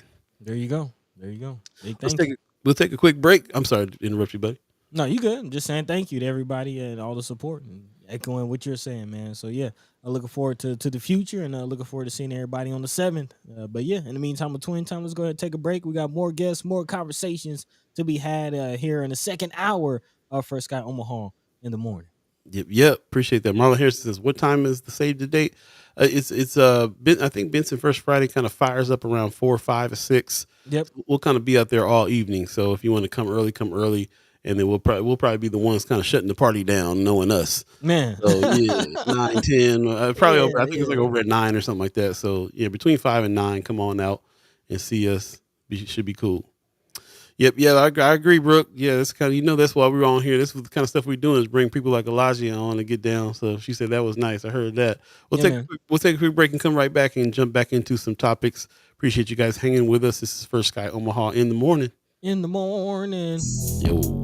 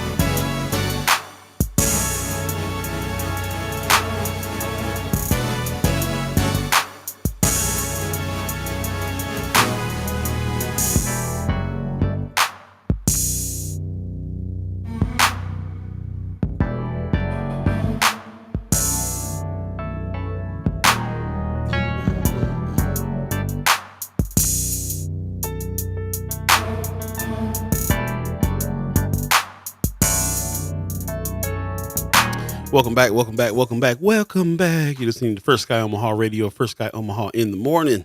In the morning. I'll be Buddi3 Da Gawd. You know what it is. We usually have an extensive haps on Friday because more stuff is happening on the weekend. But just wanted to make a shout out, give a shout out to Kethro, friend of First Sky Omaha, who's putting Man. on the Omaha Ableton user group at the low end Bemis Center for Contemporary Art. That's happening tonight at 7:00. So just wanted to give a shout out. This is kind of free to the public, I believe. So you can go check this out especially if you're an Ableton user. I don't know if you're an Ableton user or not, but if this is for people that are musicians that use this program, which some people consider to be one of the hardest programs to work because it's not like any other DAW.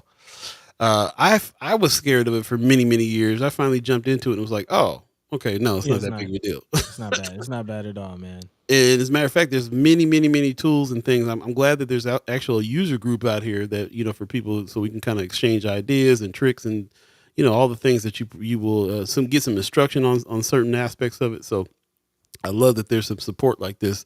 I'm used to these kinds of things out in California that you can go to, and especially when like the desktop printing and the kind of indie labels world was happening in the 90s. You were able to go to some groups and sit around and kind of talk about some things and give each other some tips and raise that industry up. So this is good. If you're a musician and you use these kinds of programs on your computer to record, it's good to know that there's some people out here that are on the same page that you can get into a little bit of a community conversation with. So shout out to Kethro for putting that on. Omaha Ableton user group happening tonight at the Bemis Center for Contemporary Arts. This is that low end series, and it happens at 7:00 this evening. So Dope. again, shout out to him. Yeah, super dope, man. Yeah, man. Super dope. Are you an Ableton user? I am. Like I said, I just got into it like last year. I started head smoking on it a little bit. It was one of those things, man. I was like Pro Tools, and then but the cousins in California, they've been using Ableton for years and years. Man. Tell them trying to get me to come over. I'm like, nah. I tried one time and it seemed like it was too complicated. I want to have to learn a whole new kind of system. I've been dealing with the same kind of DAW since '89. I was being an old head about it, but I finally jumped on it. And I was like, oh, this ain't bad at all. It's pretty intuitive, actually. So yeah. So so anyway, yeah, I'm definitely a user. I know you're a user as well, right? Yeah, I've used it's not my main, go to, but I know my way around, and yeah, it definitely has some useful tools and things like that, like you mentioned. But yeah, shout out to all the musicians, all the producers, all the music makers out there. Yeah, Anthony Rogers, right? Come to Death Row. Yeah, come to Ableton. Yeah, yeah. Shout out to all the Ableton pushers out there. But yeah, man. Yeah. Sorry if we're speaking over anybody's head. I know there's a few people in the chat like, yeah, I have no idea what they're talking No, about. from time to time we got to speak to our folks. There's Anthony Yeah, Rogers, man. right? Like I said, jam session coming up. Oh Let's yeah, do it. oh yeah, oh yeah, oh yeah. So yeah, dope. Big shout out to Kethro also for putting that together, man. Those are the types of things that we like to see. And really, as we were talking to Lala, all of this is kind of connected based on everything we've been talking about today. Talking about voter turnout and how do people get more civically engaged and what inspires people to get active and inspired. And quite honestly, it's those types of things as well, like being in a community that you feel a part of that has a vibrant art scene that has these types of events where you can go around like-minded individuals and just kind of create or that's the beginning. Those are the beginning building blocks of community. And once you feel a part of community and you kind of feel some ownership of your community, then you kind of feel empowered to do something about that ownership in the community. And that includes and will lead to ultimately voting and things like that. So yeah, just the thought, and shout Yeah. out to all the young people who's pushing forward and building community and building organizing. Yeah. Yep. Absolutely. Appreciate everybody that's doing something positive out there. Again, I appreciate everybody who's in conversation on the chat.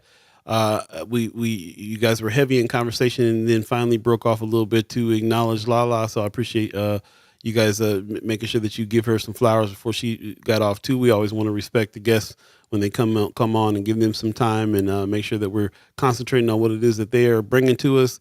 Especially somebody like that. Alajia is bringing some real culture to North Omaha, Man, especially to the Deuce in particular. man.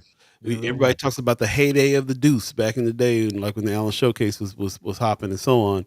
But the Deuce still exists. We're there, and you know what I'm saying. And to have some young energy come in like that and bring some black excellence to the area in the form of music and dance. This is what we're all wanting to happen for the Deuce. So, Man, and it's happening. So please support it. Please support it. Yeah. Appreciate everybody that's jumped in again. We're going to go ahead and we are waiting on another special guest. I don't know if that person is coming through. I'm not getting any word quite yet.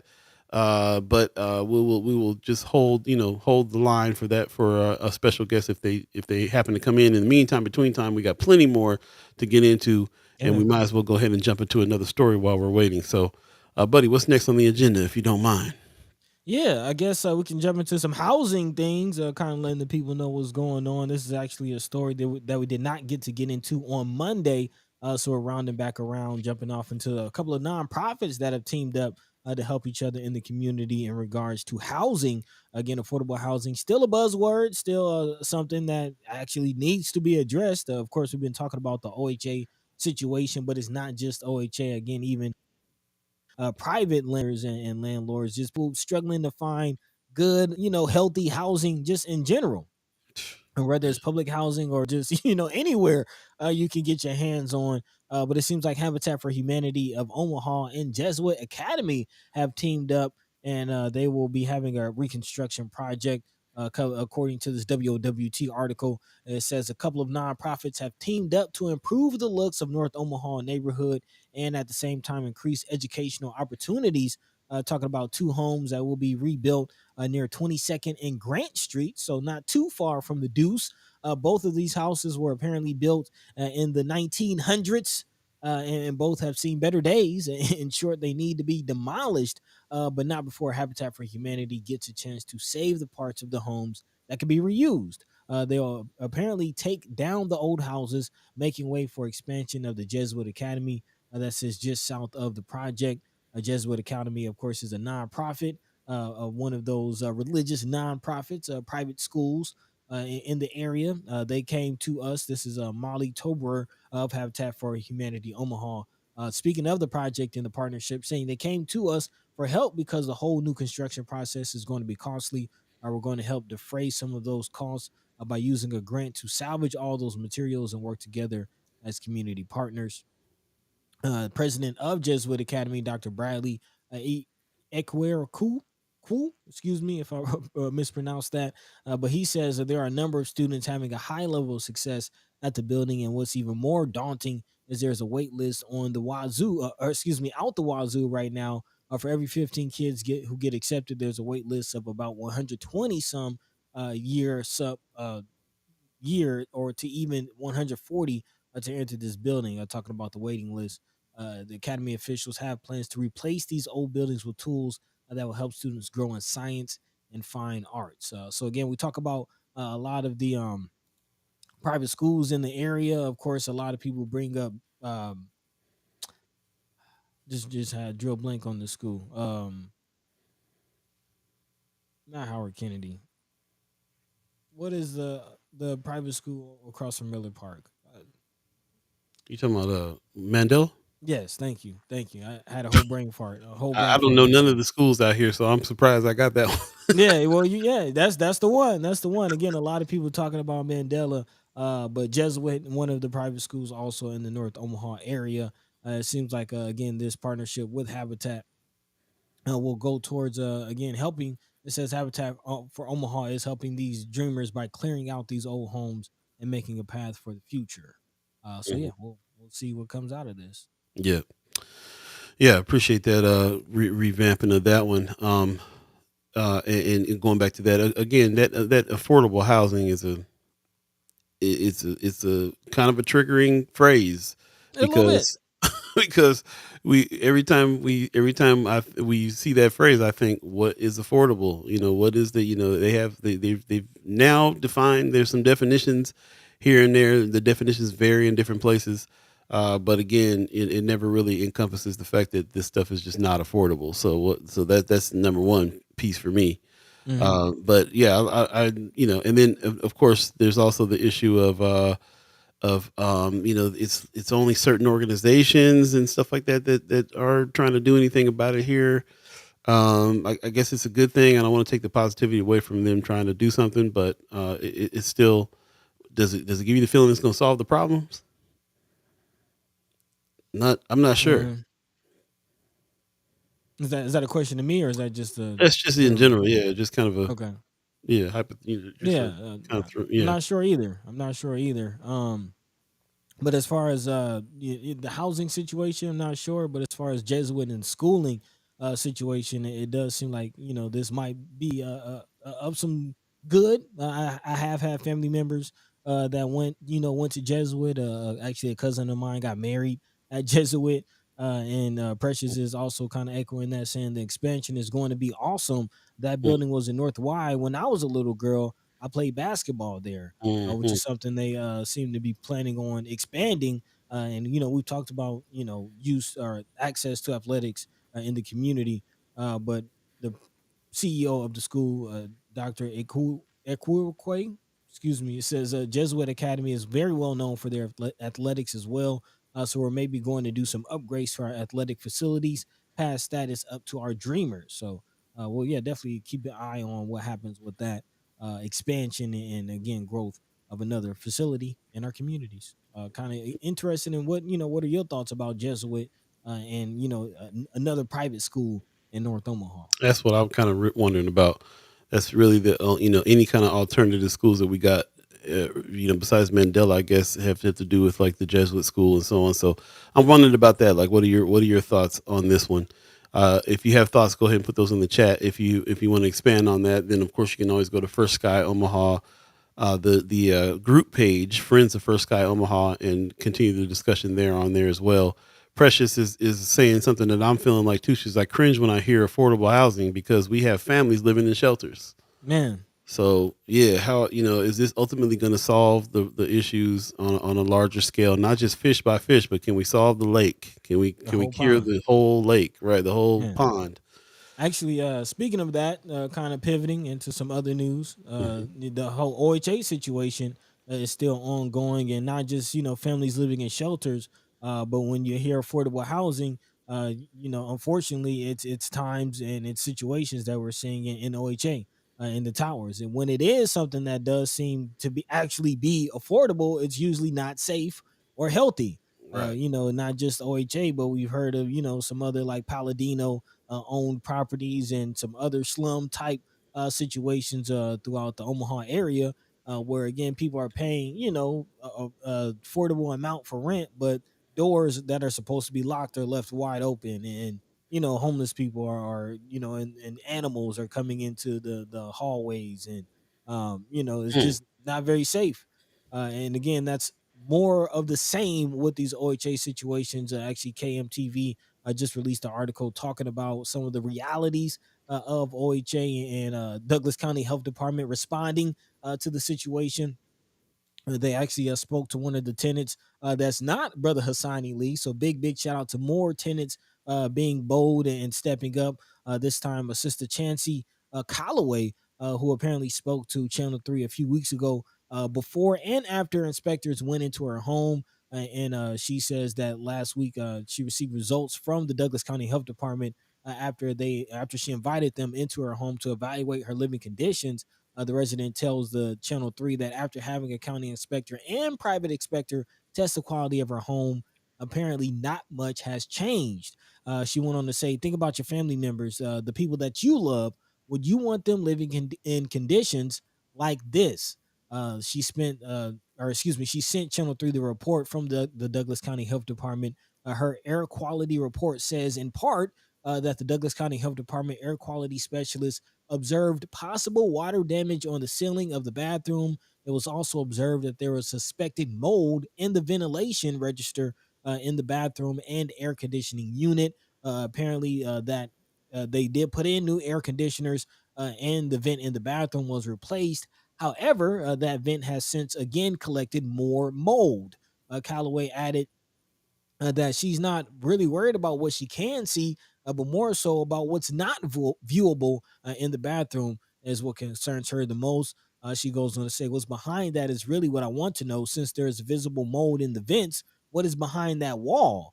Nothing has been done concerning the mold and the air quality, according to Callaway. However, the Department of Health in Douglas County has sent their results to OHA. So again, they can no longer say they don't know. And of course, OHA has not responded to reporters who have reached out asking what the guidelines are for the living conditions inside OHA properties.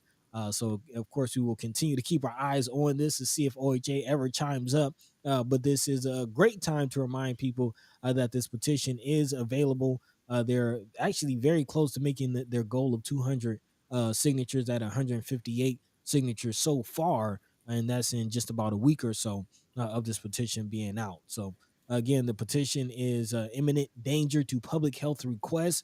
Again, requesting a full investigation into the Omaha Housing Authority management team, also including a financial audit of OHA and the removal of Joni Poor, who's the current CEO of OHA, and also the implementation of an interim manager be installed until a thorough governmental investigation is completed. So, again, a lot of movement with the OHA situation, a lot of still questions to be answered, but again, a lot more people chiming up and speaking out, which is definitely a good sign.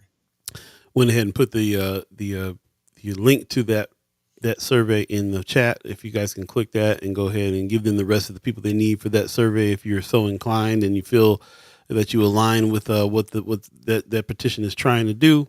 Appreciate everybody who's done that so far. Precious, speaking to Joni Poor, said Precious had a meeting scheduled with her yesterday and she canceled because she was sick, quote unquote. So you still have yet to hear from her, from some other folks that are jumping in there. Appreciate you, Precious, being active and getting into a part of this as well.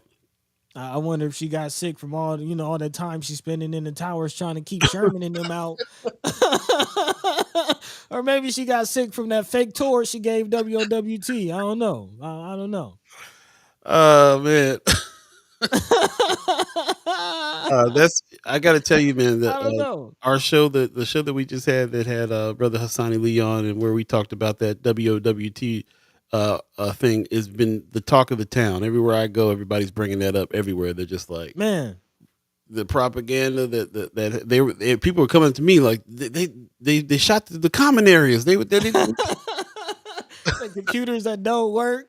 That's Man, that's the laughing point. That's the point right there. Everybody starts cracking up. They're like, they show these little old computers, and Buddy called me. Buddy was like, I bet you they don't even work. And brother Sonny Lee came on and verified that. So man, not just that, the pool tables was getting me too, man. I play pool. Like, it's not a game when brother Hassani Lee said the pool table wasn't even level. Like, nobody is using that pool table with the missing ball. I've played on unlevel tables, but never with missing balls. Yeah. So, you can't play a game of 9 ball with only 8 balls. It just don't work that way. Just don't work. But especially on an unbalanced table, like your shot curving. Hey, like I said, I can work with that, but I gotta have all the balls. Black Dynamite said she got a virus from them computers. man, that Trojan virus, shut it down. Yeah, man. This is, we laughing about it, but this is people's lives. And again, like you said, shout out to the people that are speaking up.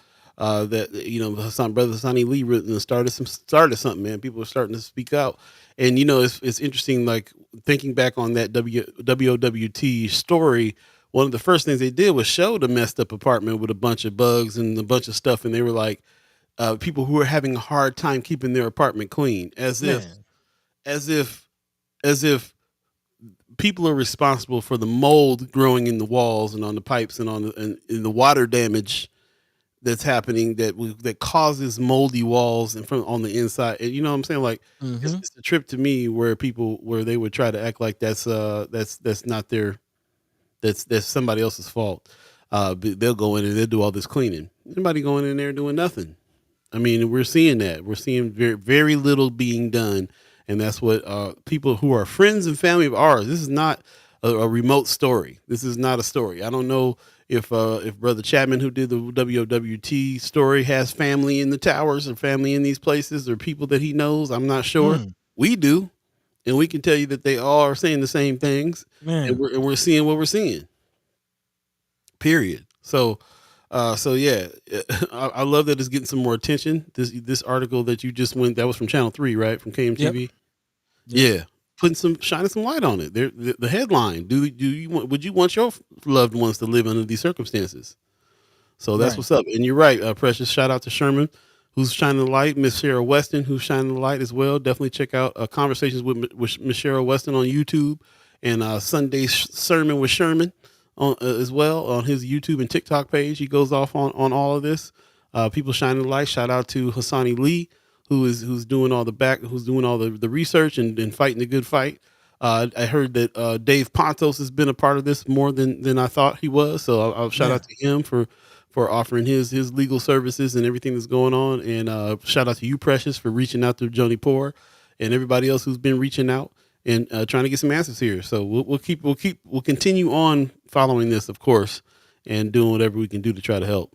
man, I did want to acknowledge a few comments that were left in conversations under this post on Friends of.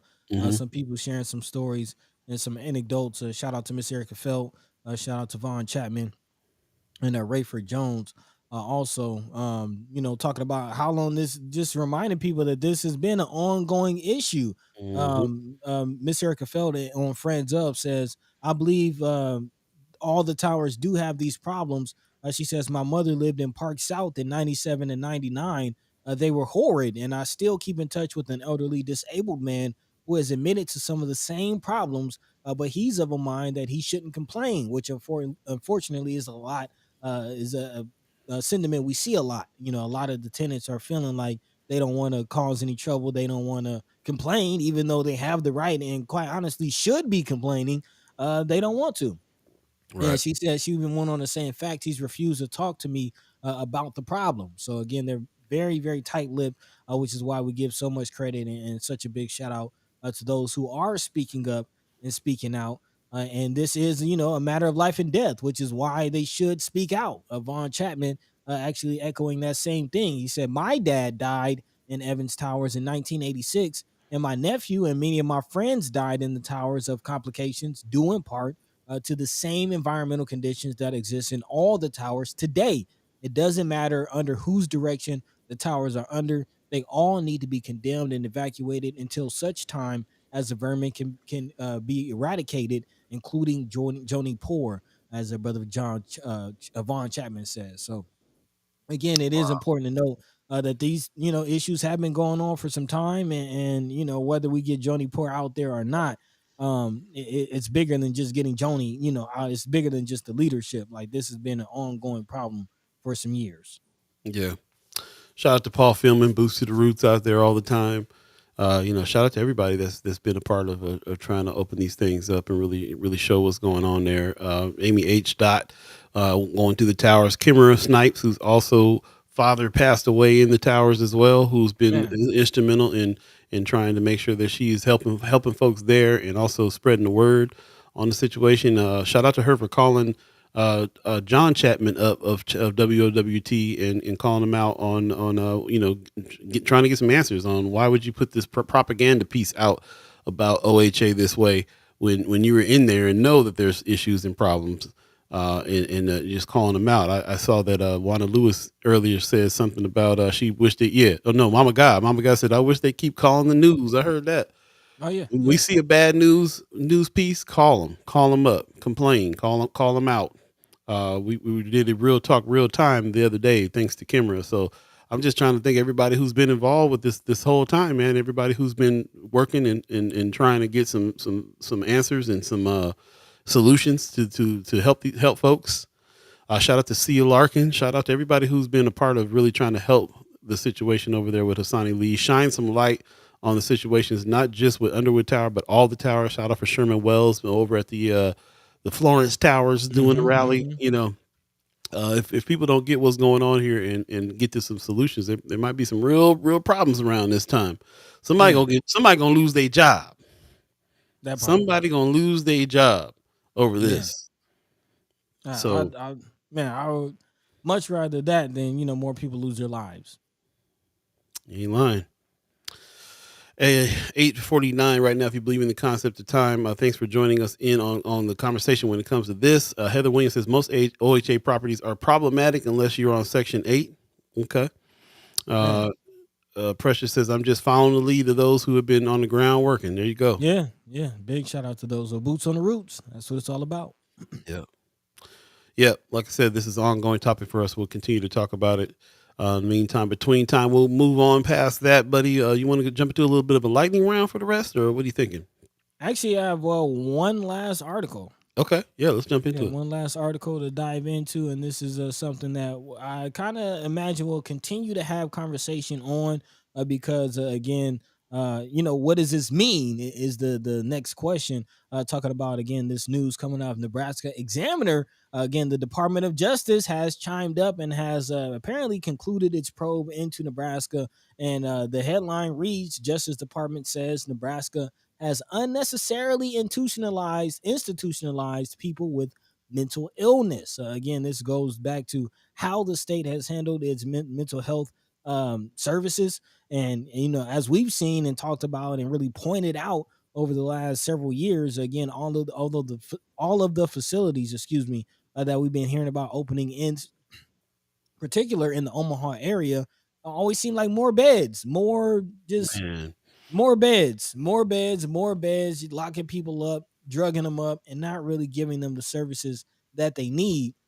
And apparently, it's not just us. The DOJ is concluding the same thing. And this again coming out of Nebraska Examiner, it says the U.S. Department of Justice concluded Tuesday that Nebraska unnecessarily institutionalizes adults with serious mental illness in violation of their civil rights. The Justice Department said Nebraskans are being segregated in assisted living and day program facilities in violation of the Americans with Disabilities Act and the U.S. Supreme Court's 1999 decision in Olmstead versus LC. The department interviewed affected Nebraskans, agency heads, and others after beginning an investigation on June 25th of 2021. So this has actually been several years in the making. This is nothing new, and this has all started following multiple complaints. Apparently, meanwhile, the Nebraska Department of Health and Human Services has expressed disappointment in the federal assessment, pointing to work it said has been done to improve services. But we all know, as we've been paying close attention to that situation, that not enough work has been done. Again, dead end road towards institutionalization. That's according to in a letter that was sent to Governor Jim Pillen, Assistant Attorney General Kirsten Clark of the Department's Civil Rights Division said the department wants to work cooperatively to resolve the findings. This includes entering settlement negotiations and an agreement to remedy the identified violations. If Nebraska does not negotiate or if the talks fail, the federal government said it could take appropriate action, which may include legal action to remedy the violations. Again, a similar situation happened in North Carolina where they were found to be in violation of the ADA, which is again um, uh, act against the act for those with disabilities. I forget the exact A in ADA, but again, in North Carolina, that same state was found in violation of the ADA, and ultimately was given an ultimatum that if they did not again get in compliance, then they will be sued. And we could definitely see a similar situation happen here in Nebraska. Again, the agency pointed to recent steps to solve this issue, such as last year when the legislature created the certified community behavioral health clinics. The clinics must serve anyone who requests care for mental health or substance use, regardless of ability to pay, place of residence, or age, which is huge because, as we've seen, a lot of the facilities that have opened up recently, a lot of the times you got to get in trouble. You got to go to jail. You got to have some kind of court situation. It has to be almost police mandated for you to actually get the mental health assistance that you need, which again isn't really helping anybody, but the judicial system to get more tax dollars. Mhm. But again, the Justice Department has laid out a few remedies. Those include expanding access to existing community based services, not just state led, but again, community based services. Also, ensuring sufficient provider capacity and identifying people with serious mental illness in segregated facilities who might be open to living and working in the community. Again, not just throwing them into more beds, but putting them into assistant living and other situations where they can be more integrated into society. But again, the time is now, and the state is not in compliance with ADA.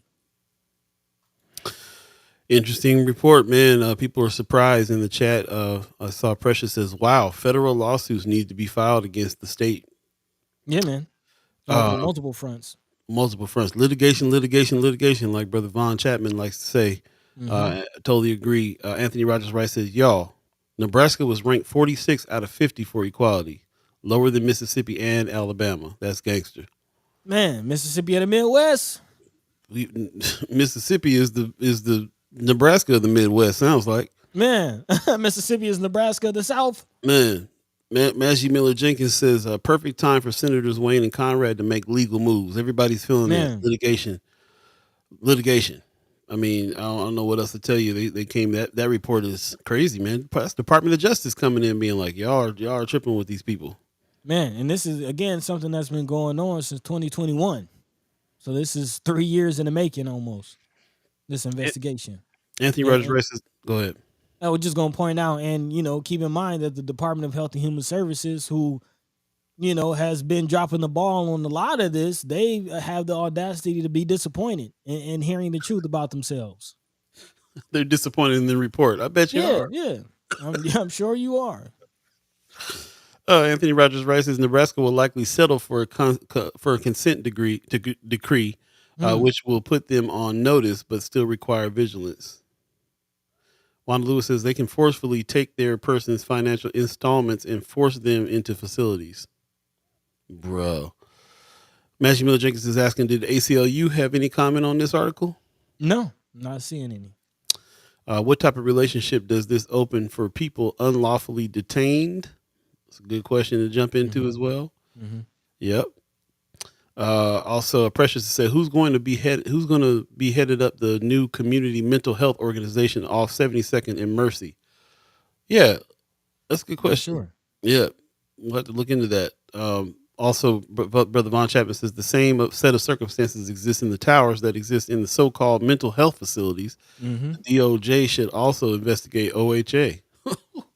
Big time. Yeah, man. Yeah, litigation for sure. Also, Malik Rogers in the chat just said time is of the essence to develop a group and keep an eye on and ensure enforcement. Yep. Yeah. I mean, there's already organizations that are on top of this. One in particular, somebody asked about ACLU. Nothing from them, but we are seeing comments from the Disability Rights of Nebraska, which is again a nonprofit that advocates for individuals, Nebraskans with disabilities. And Tanaya Diaz, who's the CEO of the organization, says 25 years has been long enough to wait. Talking about, again, the 25 years since the Olmstead ruling, in which Nebraska has not, in 25 years, again, this is a federal Supreme Court ruling that says that states must have a concrete plan on how they will support and serve individuals with disabilities, mainly those with mental health issues. And Nebraska has, according to this organization, has no plan and has no commitment to making a plan. So again, it's very telling on what the priorities of the state are. And of course, they would rather build more prisons to avoid another Nico Jenkins, as we've heard, rather than actually doing the work to make sure these people are whole before you even get to that point. So again, kind of echoing what you've been saying, Paul, about Nebraska becoming a prison state and a police state, and they're just more adamant about locking people up and actually serving them. Right. This just proves that point. We'll continue this conversation. Appreciate everybody's comments on that too. We'll be definitely taking a look at this and following the story. Maybe when we have Senator Wayne on next Monday, we can ask him about that and whether or not anybody should be going ahead and getting some litigation going on this. So we'll definitely do that. Man. Only a couple minutes left in the show. Definitely want to give everybody thanks for participating, being a part of this as well. As you know, we've been working a little bit with the land bank recently on trying to help with some of the things that's going on there, some of the changes. They've been very open to some changes in conversations with people who have been critical, especially about them in the past. They got a symposium happening that they were running with Spark. I think it's some of this is funded by Wells Fargo. but also the land bank and also the Spark organization. This is happening June 6th, and highly encourage people to sign up for this. We're going to keep on talking about it because we would love to get, especially the people that are, the Chad Chimers, the Ghost listeners that are engaged, that are in the neighborhoods that we're talking about. This is a little bit of a geographic ask here because we're talking about a lot of the land pieces and the empty lots and things that are happening in North and South Omaha, especially, which is what the land bank is in control of a lot of those. And they're trying to get them in our hands. So we definitely need to check that out. Even if you're not quite ready to buy land or build something on it quite yet, definitely want to still check out this symposium because this will help you get it in, get the ball rolling here with that. We all want to eventually have some ownership, especially of some of the land and the properties in our neighborhood. So this is a good way to start. The Omaha Municipal Land Bank is in partnership with Spark CDI, host the inaugural Reignite to Unite Omaha Developer Symposium. This is presented by Wells Fargo on June 6th. Another thing happening in June that is going to be important. It's going to be happening at the College Institutes for Culinary Arts over there at MCC. Symposium will encourage participants to play a proactive role in the transformation of formerly vacant and abandoned properties into community assets. This is not just for everybody who is who is individually trying to buy a piece of land. Groups can get together and get with each other and partner up and buy some of this land and do some projects on there too. And this symposium will help you become that kind of developer. So I highly suggest you check it out. Resources provided at the symposium will touch on intersection of land activation, housing, and economic development. The land one-stop shop feel of the event will encourage small-scale development that addresses our affordable housing demands, strengthens neighborhoods, and generates wealth. Specialized tracks and workshops during the symposium will immerse participants in hands-on learning activities that will result in actionable proposals that can be used to apply for land bank lots for future development. This is something that I've been involved in. I actually went to some of these meetings and did some of this hands-on stuff, and now I got a greater understanding about how these things go, who they're trying to get the land in the hands of, and all the tools that they give you to be able to figure out how to develop those lands, build wealth, and so on. The developers track will focus on sessions that assist participants in completing competitive development proposals that include pre-development, financial, and construction planning. So even they go further. You don't just buy the land, and trust me, some of these lots are out here. They're bidding on them for $500, $700, $1,000. Like, this is within reach. An optional bus tour on June 5th will be led by lot transformation partner Lamp Ryerson, where participants will get a guided tour of current land bank lots. So if you go on the symposium, you get a little field trip that will be used for the development proposals during the symposium and be able to ask questions of Lamp engineers.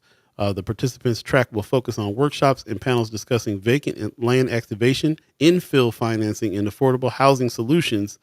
An executive National Land Bank session will feature speakers from the Urban Land Institute and the Ohio, Birmingham, and Georgia Land Bank authorities, moderated by Brian Larkin of the Center of Community Progress. So we'll have some speakers in from out of town, giving us some solutions from out of town, showing how things are working there and how they might be able to work here better. Is always a good thing to hear as well. The symposium luncheon will feature State of Omaha Housing Address and Land Bank Ambassadors graduation. Following lunch, participants of the developers track will have the chance to pitch their proposals. Omaha Municipal Land Bank will also share updates for the lot transformation shovel-ready project.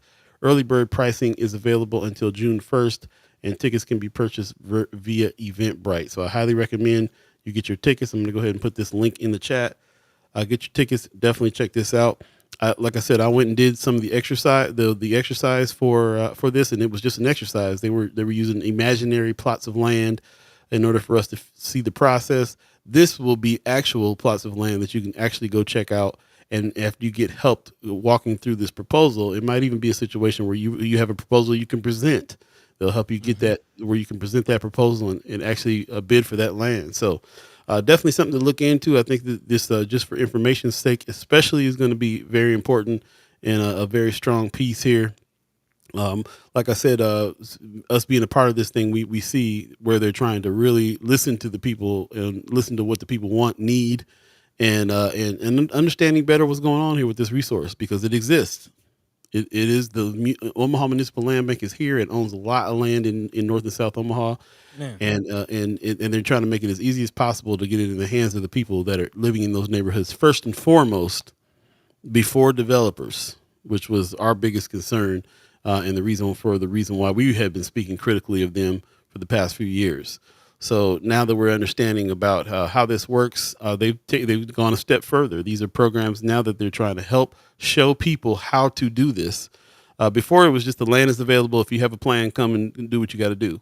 And that they found that those pieces are not getting into the hands of the people in the neighborhood. So why? Well, one of the reasons is because, like as far as I'm concerned, I don't know how to get into going to buy some land and I'm not a developer, so I don't know how to do any of this stuff. So now they're getting into showing people the process, connecting them with funders and so on and so forth in order for you to have a better chance to put a project together. So Mm-hmm. highly recommend you check it out. There's the Eventbrite in the chat for you to hit, and definitely check it out if you can. And we'll talk more about that on Friday as well. I appreciate you staying past our time that we agreed upon going away in order to hear about some of that. But I definitely want to get that in because I think it's an important symposium to go check out. There So you go. there you go. 9:05 right now. If you believe in the concept of time, I guess we could. One more thing before I let you get your final word in, buddy. Just Mm-hmm. want to make a comment on the chat today. We all. I just want to remind everybody that we're here in the chat and we're speaking to each other as if we're speaking to each other face to face. There should not be any. You got to kind of check yourself on whether or not you're being abusive or saying some of the wrong things. I know that the people in the chat will also check you, and I appreciate those kinds of conversations and dialogue. But just want to make sure that you understand that we're trying to lead the conversation, and it's good that when you talk amongst yourself on some things like that, but can't be the whole show. We want to give respect to the guests that come on and speak to them. We want to try to get on the same page when we're trying to have a conversation about certain subjects. These are subjects that you brought up to us that you will want to speak about, Mm-hmm. and we don't want to just fill up the whole chat with whatever kind of personal back and forth is going on. If we can stick to the issues, going back and forth, and speak to each other as if we're speaking in person, that would be great. So I appreciate that, and I appreciate everybody's comments and everything in between as well. It's fine. Like I'm not, I want the conversation to continue, and I know that we're all human beings that can do a few things at one time. You can listen to a guest that's on while you're having a conversation. That's fine. Not saying that we need to be strict on, you guys need to just talk about whatever we're talking about. It's not what I mean. But I do want to just keep that in mind as well. That just put a reminder out there. We use the chat as if we're speaking to each other face to face, and we're bringing our best foot forward on some things. And it's not always about what it is we believe, but it's about the conversation that we have with each other. And I just want to remind that of you all because I feel like you all are the best chat on the internet, Mm-hmm. and I want to make sure that we keep it that way. So I don't know if you had anything to say on some of the stuff that you've been reading, buddy, but Yeah. I just want to kind of put that out there.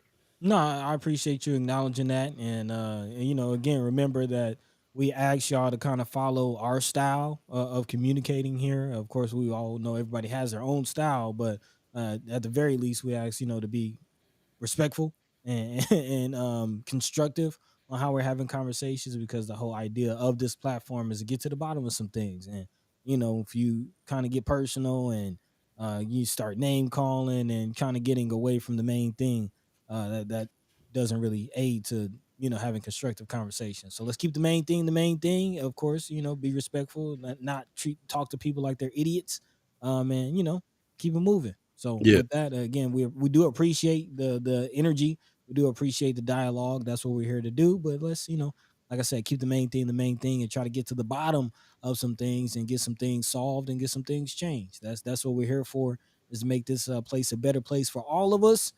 So yeah, help us in doing that. And with that, I did also want to acknowledge a question earlier from Precious McKesson about the mental health facility. We were talking about mental health on 72nd and Mercy. mm-hmm. This apparently will be a community alliance facility. It seems like that's a independent situation, and I'm not familiar with community alliance, but she asked again who will be running it or who will be heading up that facility. and apparently it will be Community Alliance. They're currently located at 4001 Leavenworth Street, so 4001 Leavenworth Street, but it looks like they will be moving to that new location on 72nd and Mercy. But again, the mental health situation is something we'll continue to keep our eye on, continue to talk about. If you know about any new facilities or anything, any resources that are going out, please let that be known. As I mentioned, mental health is something that has impacted my family. I have several family members who deal with, schizophrenia, bipolar disorders, a lot of very heavy mental health issues and things like that. So again, let's continue that conversation. Continue, each one teach one, and let's continue picking each other up. In the meantime, between time, y'all take care of yourselves, take care of your loved ones. Catch the same time, same place, Monday, Wednesday, and Friday, right here on First Guy Omaha in the morning. Big shout out to Lala for coming through and speaking with us. Definitely appreciate that. Also, just got word back. Next week, we will be having our contact down here who's working closely with the Cop City protests and also some of the protests that have been going on at Emory University and some of the other universities in regards to Palestine. So definitely looking forward to that conversation again. We're here to have the conversations about the issues that matter to you the most and the questions that you have. Again, chat chimers were asking, what is Cop City? So we're looking forward to answering that question next week. So stay tuned. Until then, Paul B. Yo, Take it yo. away. This is season 7. The theme of season 7 is Love Supreme. Love takes off the mask that we fear we cannot live without and know we cannot live with. Shout out to James Baldwin, always speaking the truth on that and being a soldier of love. So this is what it's all about. That's where we're coming from. It's the motivation for everything that we're doing and the motivation for the conversation with each other as well, in order to get to some solutions and really kind of get to some understanding with each other. So I appreciate everybody who's making efforts to do that in the chat. Chat chimers are a special group, so we really appreciate you very much. Save the date. We would love to meet some of you chat chimers in person, face to face, June the 7th. We're going to be in Benson. Buddy will be in town. Hey. We can talk about the next wave and celebrate 7 seasons now of First Guy Omaha in the morning that you've been a part of. And even some of you have been a part of even before First Guy existed back in the Mind and Soul days. So you guys have been hanging with us a long time. Man. And we very much appreciate it. Hope to see you there for sure. Cheers to all you. Some of the people that reach out to me, and I'm not able to get back to them. Trust me, I get 1,000 calls a day, so I just wanted to kind of publicly acknowledge if I don't get back to you right away, please forgive me, and remind you that I don't always have time to call people back, but when I do, I don't. So, cheers to y'all, and yeah, peace to y'all. Pop says love the show. See you all again on Friday. Appreciate that very much. Heather Williams says have a great day. Tamika Renee says, thanks, Paul B. and Buddy, for your time and effort providing this platform. Appreciate you. Mama God says, great show. Thank you. Man, Rose Review says, have a blessed Wednesday, everyone. Hey. Appreciate that very much. Everybody's comments. If you missed any of them, please go back and check out the comments on Facebook and YouTube. Check out the show in its entirety. It is up for you to check out, and it won't always be there. It won't always be there. Some you're gonna have to. The changes that are gonna be made after the summer. By the way, this is the 15th of May, so we now have exactly 1 month. June 15th is when we take our break. And as tired as we was this morning, I'm feeling like, man, I'm looking forward to the break. I'm glad we take a break. I'm glad we do. Oh yeah. But lots of activity because I love when Buddy's in town and we get to go hang and do some things and meet with some folks and meet with y'all. That's what's up. We might have to get the domino table back out and take Kimmer's crown away. This time. Need a rematch. He been needing a rematch. Buddy been needing a rematch in a real way. Yeah, man. Yeah. Yeah, we'll just put a little reminder up there about head in hands is that's the Kimmer, the First Guy Omaha Domino reigning champ. He need a rematch. Return to glory. We're going to get out of here. Thanks for joining us again. Shout out to Omaha Tribe elders for allowing us to be on this land and speak while we're here. Shout out to our elders for allowing us to speak before you, and shout out to you, the chat chimers, allowing us to respectfully be in conversation with you as well. And I appreciate you guys having the conversation and respecting each other and us getting to some solutions and answers in these conversations. Thank you. Can't thank you enough for it. We're going to get out of here. Friday special guest coming up, and also extensive haps. Start marking your calendars, man. Go to First Guy Omaha, go to Friends of First Guy Omaha and check out some of the things that are going on, because your June calendar is about to get filled up with some really great things. And I can't wait for to see you guys out there as well, especially at Juneteenth Joy Fest, which is I'm really looking forward to personally. So Yeah, shout out to Lala. Shout out to Terrace Martin, always holding it down. Man, Cuz gonna be in town. We're gonna have a good time. Yeah, looking forward to that. Looking forward to that. All right. We'll definitely see you Friday. You guys take care of yourselves. Peace. Peace. By the way, Vanglorious. This is protected by the red